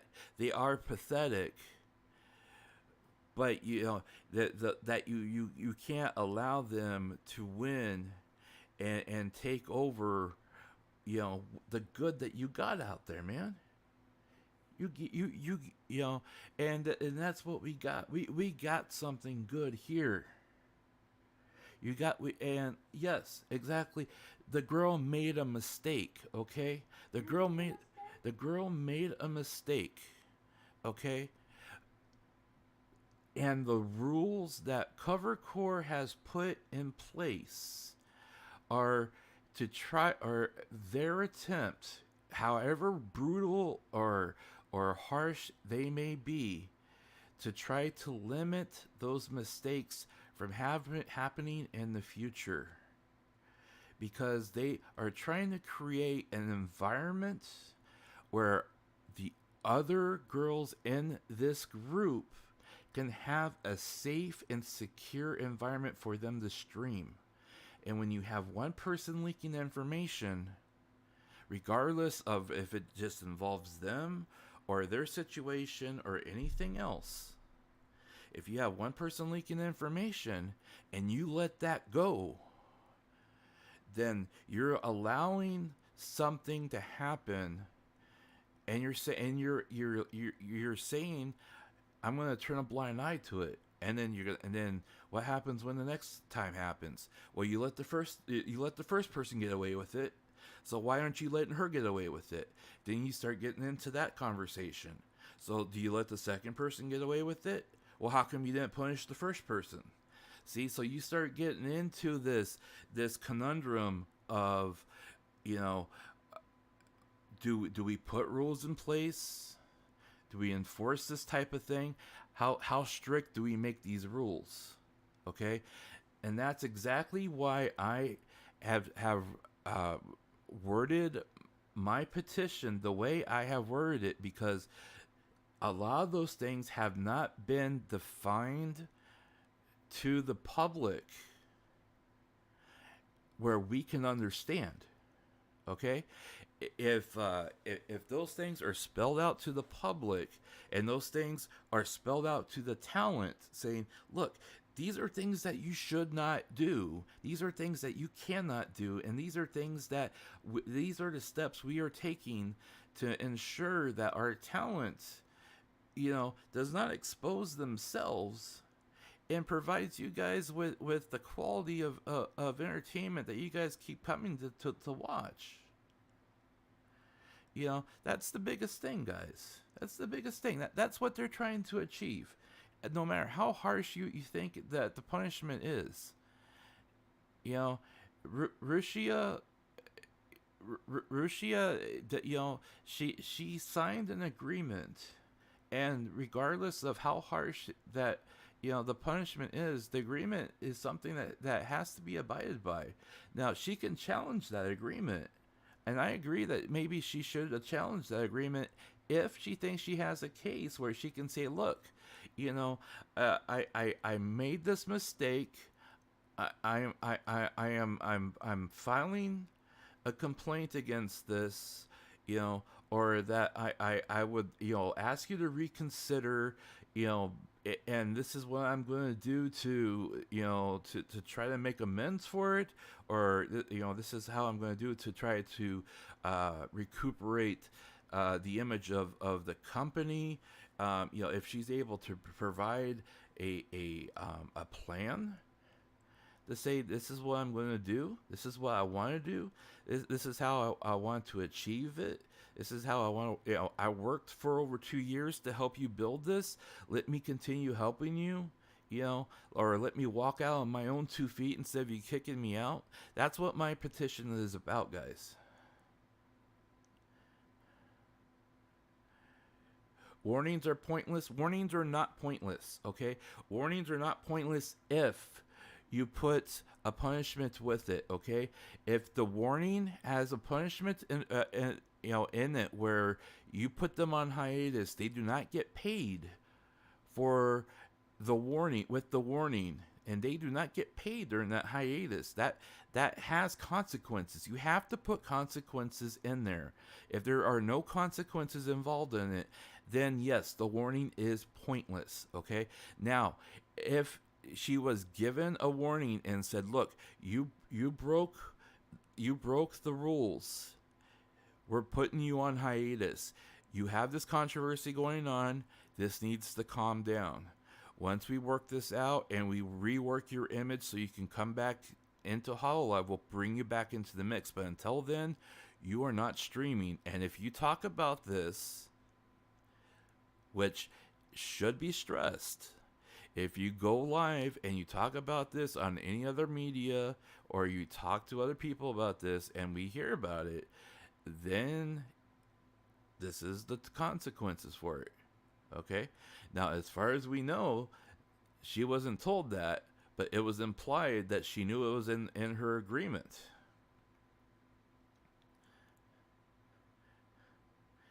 Okay? So, if it was implied that she knew it was in her agreement and she broke it, then this is the result. Okay? So, that brings us to where we are right now. Okay? So, if we work through this logically, this is the logical conclusion, regardless of how harsh you think it is. Okay? So, we literally just worked through the entire process. And if you really think about it, she was put on hiatus and put on leave for over 14 days. If there's if there are consequences involved with it, she does not get paid. She does not get any super chat money from it. Maybe she will get a base pay from it with her contract or whatever. But as far as super chat money goes, pushing anything else, and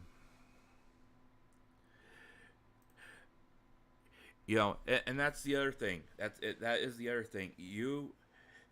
And it kind of circles back around to what I said, several hours ago.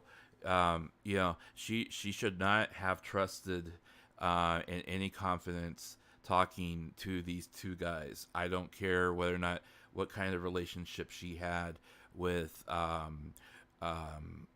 one gentleman, and especially the other one, which is known to talk in gossip and has actually been suspended once already from YouTube.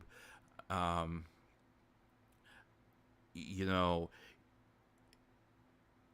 again, I will circle back around and say, with many of the hollow mem that I have listened to over the years, in their membership chats and otherwise, many of them have stated that their friendship circles are extremely small, that literally consist of the other hollow mem and maybe one or two other people. And even then, they are extremely close. I mean, extremely close.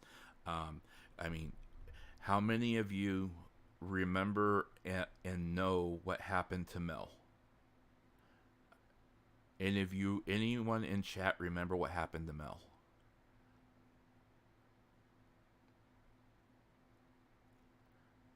Hey, for those of you that are just popping in, thank you for stopping in.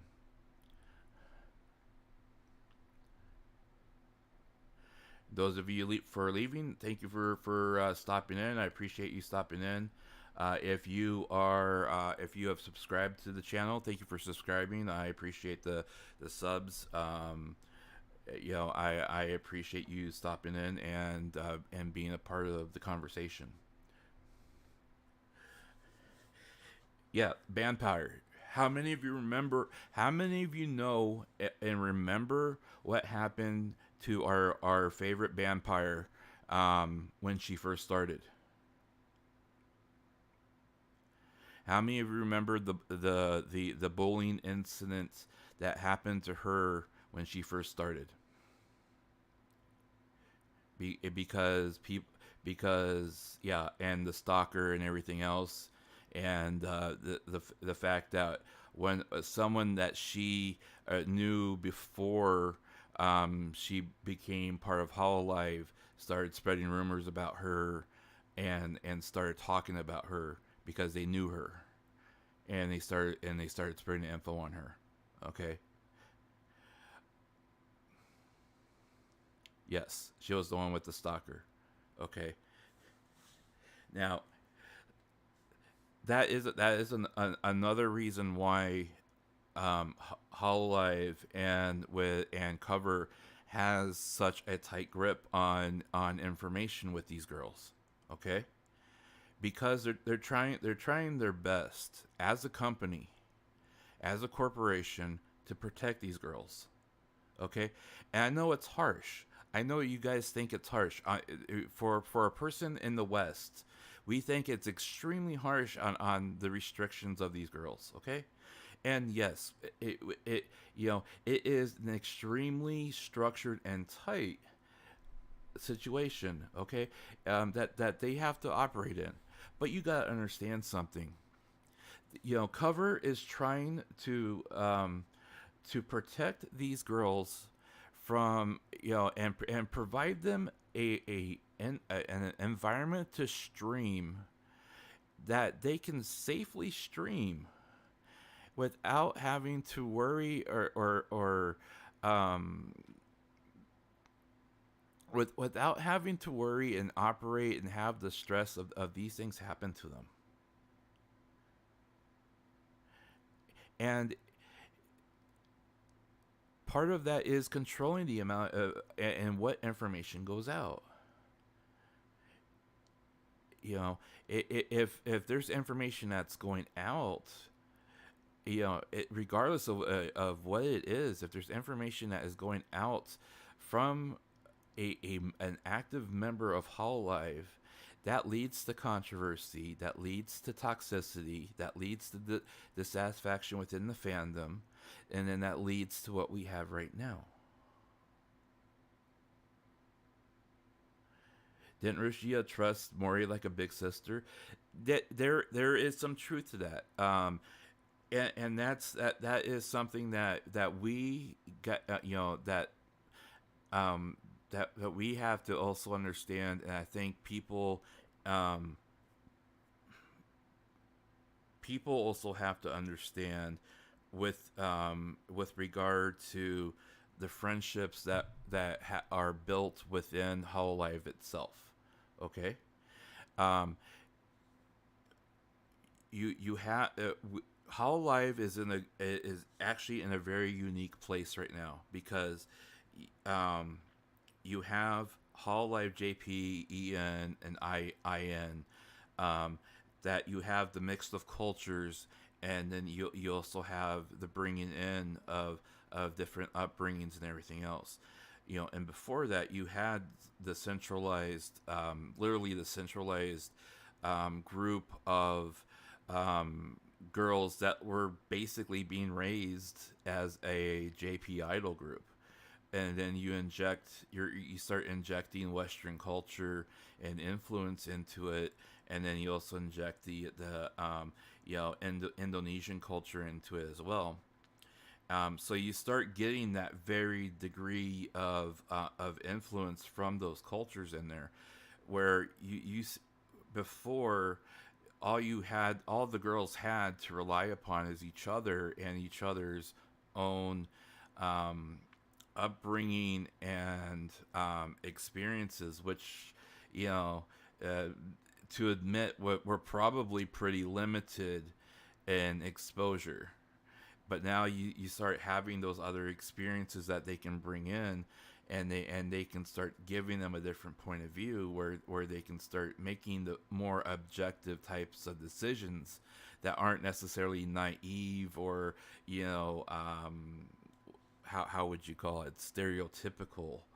Okay, but At the same time, and I want to stress this very clearly, Hololive is trying to provide them with a structured environment that has a protective layer, you know, that they can operate in, so they can have a sense of security, where they feel protected to a point, you know, and you can debate whether or not that shield or barrier is too strong or not strong enough, or it's too overbearing or not overbearing enough, or they need to do more or they need to do less, or they need to do this, or they shouldn't be doing that.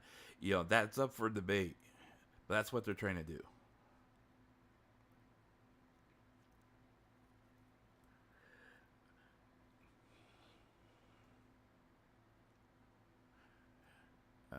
Just scrolling back in comments here.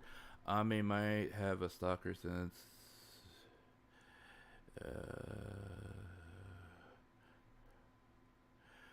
Mori was very upset about it. She canceled her stream this morning, or it was last night for her.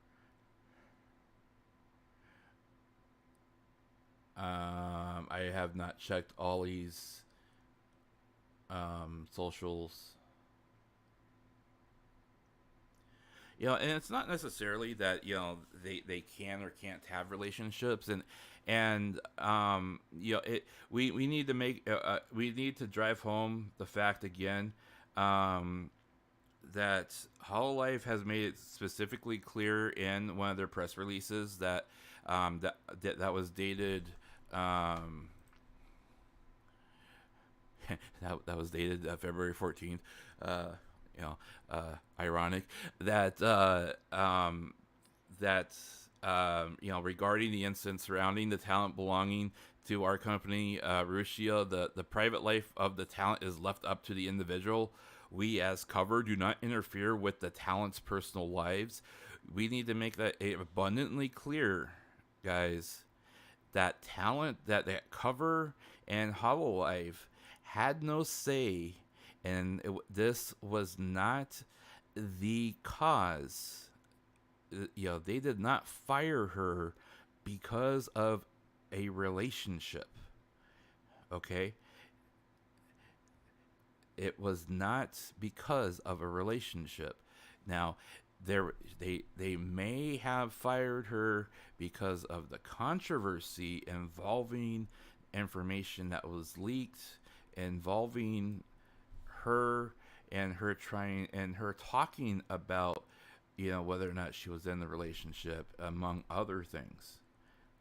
But regarding regarding the actual whether or not she was in a relationship or not, that's another thing. Okay.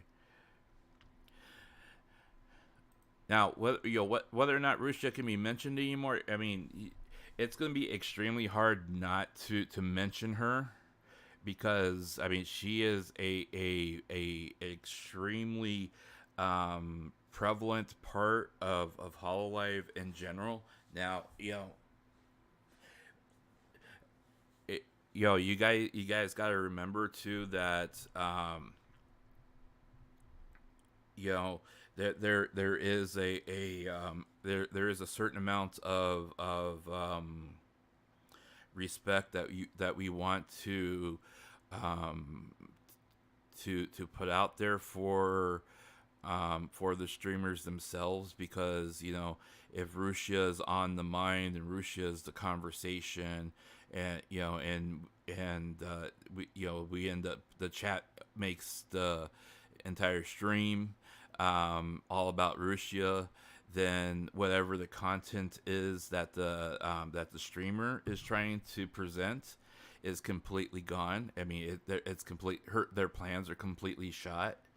So when you talk about that they can't talk about Rushia, that they can't mention her, whatever, you guys have to remember that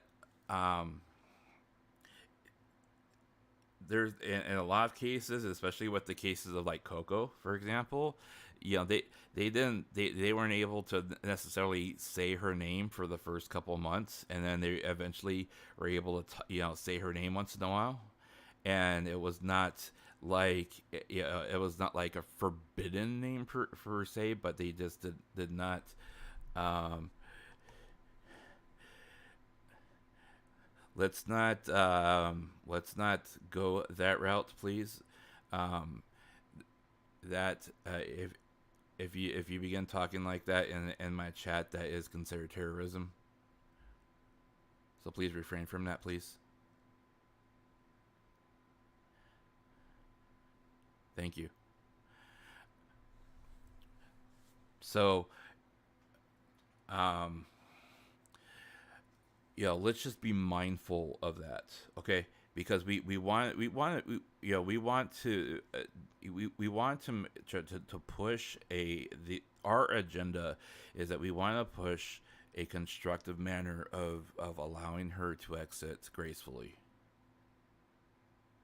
And whether or not that happens or not, we need to work on that constructively and not as not in a violent or destructive or demeaning manner, which lowers ourselves to the point where we're acting just like her haters.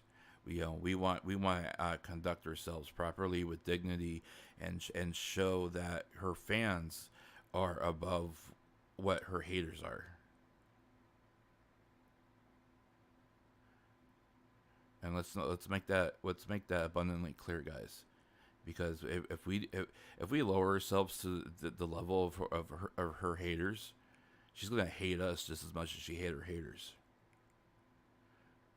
And then where's that gonna put her? And I don't want her to hate me. I mean, I was not a loyal follower of her that watched her every single day, but I did watch her, and I did enjoy her content. I certainly wouldn't want her to hate me because I lowered myself to her haters level. So let's just bear that in mind. So, so ladies and gentlemen, I have to check out here. I actually missed a number of business calls that I have to follow up on. But I appreciate your time, your attention. Again, I'm just to plug everything that I have covered here. I know my notifications are broken as well. Uh, I wish I've complained about YouTube that they need to update their platform. They haven't really done much with their platform, and I wish they would update things more. Things will get out of hand if the haters find you. Hide well.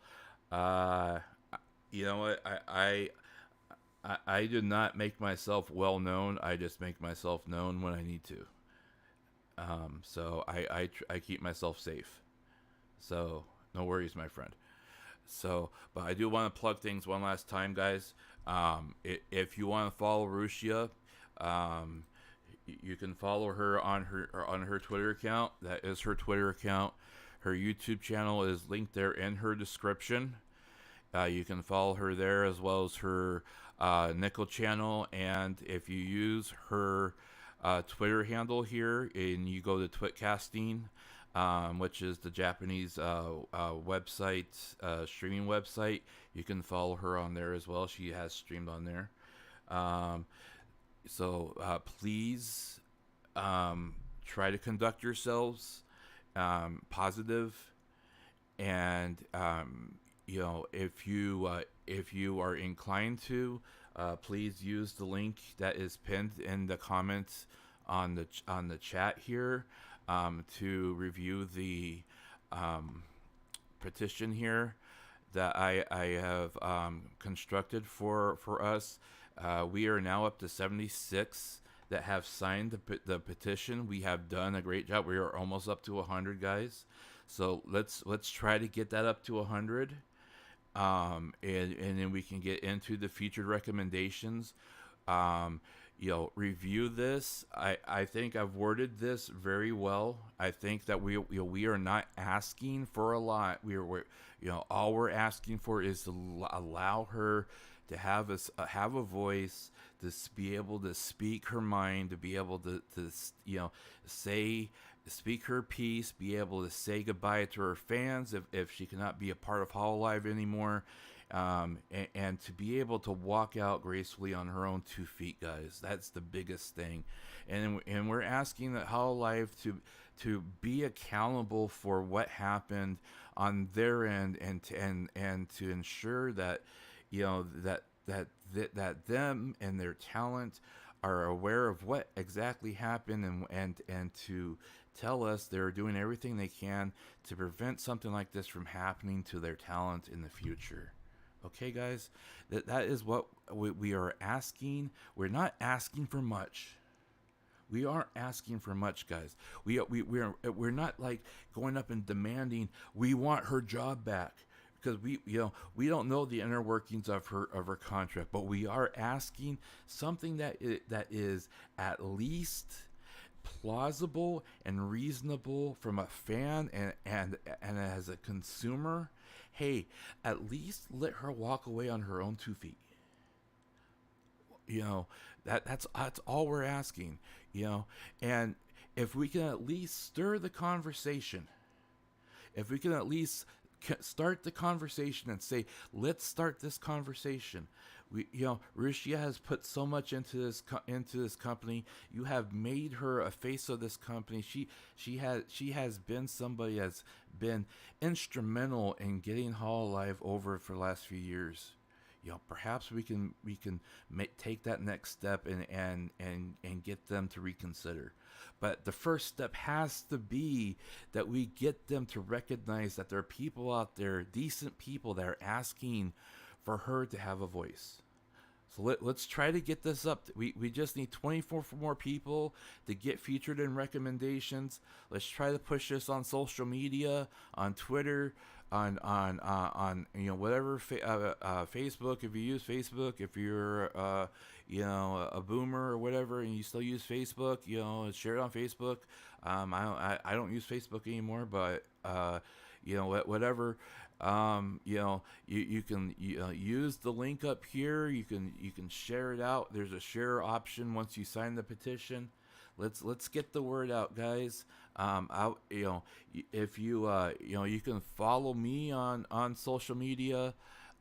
Here's my social media Twitter handle here. I'll be pinning this to right now. I am pinning this to my profile. It's now pinned to my profile. If you haven't already, you can come up here. You can like and you can share it straight off of my profile, guys. If you want to share it that way, that's the easiest way to share it. Let's just try to get this word out. Sign the petition. Let's try to get this going. If you think that there's other tags that need to be involved with this, just click the quote retweet, put some tags in there, and share it out. Let's just get that word out, guys. Okay. So we may not make a difference at doing this, but at least we're doing something, and at least we're being active of it. And if we can at least get the motivation and the momentum going to where people talk about it, we might be able to make something happen. Okay, and it starts with one person. It literally starts with one person, and then one person goes to 2, then 4, then 8, and it goes on and on and on. So let's try to get that going. Okay, I appreciate the likes, I appreciate the follows, I appreciate the subs. I am not a regular content creator streamer, but I've just gotten over COVID, so I am going to try to be more active. I'm actually split my time between planning to split my time between here and Twitch, but depending on the activity that happens here on YouTube. I may stay over here on YouTube a lot more, especially if we keep the chat, the amount of people in chat going here, and the amount of people that come to the streams going. So we'll see how that goes. Again, I also plan on covering other people within Hololive, talk about other people in Hololive. We can talk about Hololive in general, talk about other streamers. It doesn't have to be about Hololive. It could be about, independent streamers. There's live independent streamers I love watching. I would love to share with you guys and have you guys check out. There's a lot of cute ones I would like to share with you because I think they're adorable, and a lot of good ones out there that are just plain fun to watch that I think you guys might enjoy. But then we can talk about those things too. But yeah, for right now, let's try to get this going here because right now we want to focus our energy and our attention and our love to try to help Rushia as much as possible. And this is the best way of doing it without being offensive, without putting stress upon her, and still showing her that we are giving her support, guys. Okay? So let's show her that we're giving her support. Thank you for the sub, guys. Thank you for the sub. Let's show her that we are giving her support by saying, hey, we want to be able to give you a voice. Okay?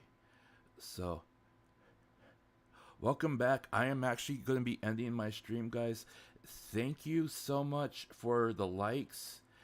Thank you so much for the subs. Thank you so much for spending time here with us. Let's talk about this stuff. Let's not let the conversation die. Let's keep this stuff going forward. We will work through this together. If the worst case scenario comes about, and we will at least be able to figure out how we're going to move forward together.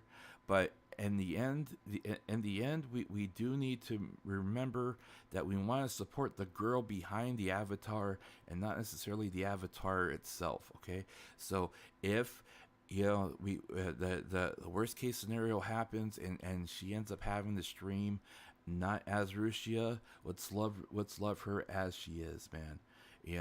And we'll still support her as the person she is. All right, so. Thank you guys. Thank you guys for hanging out with me tonight. I will probably stream later on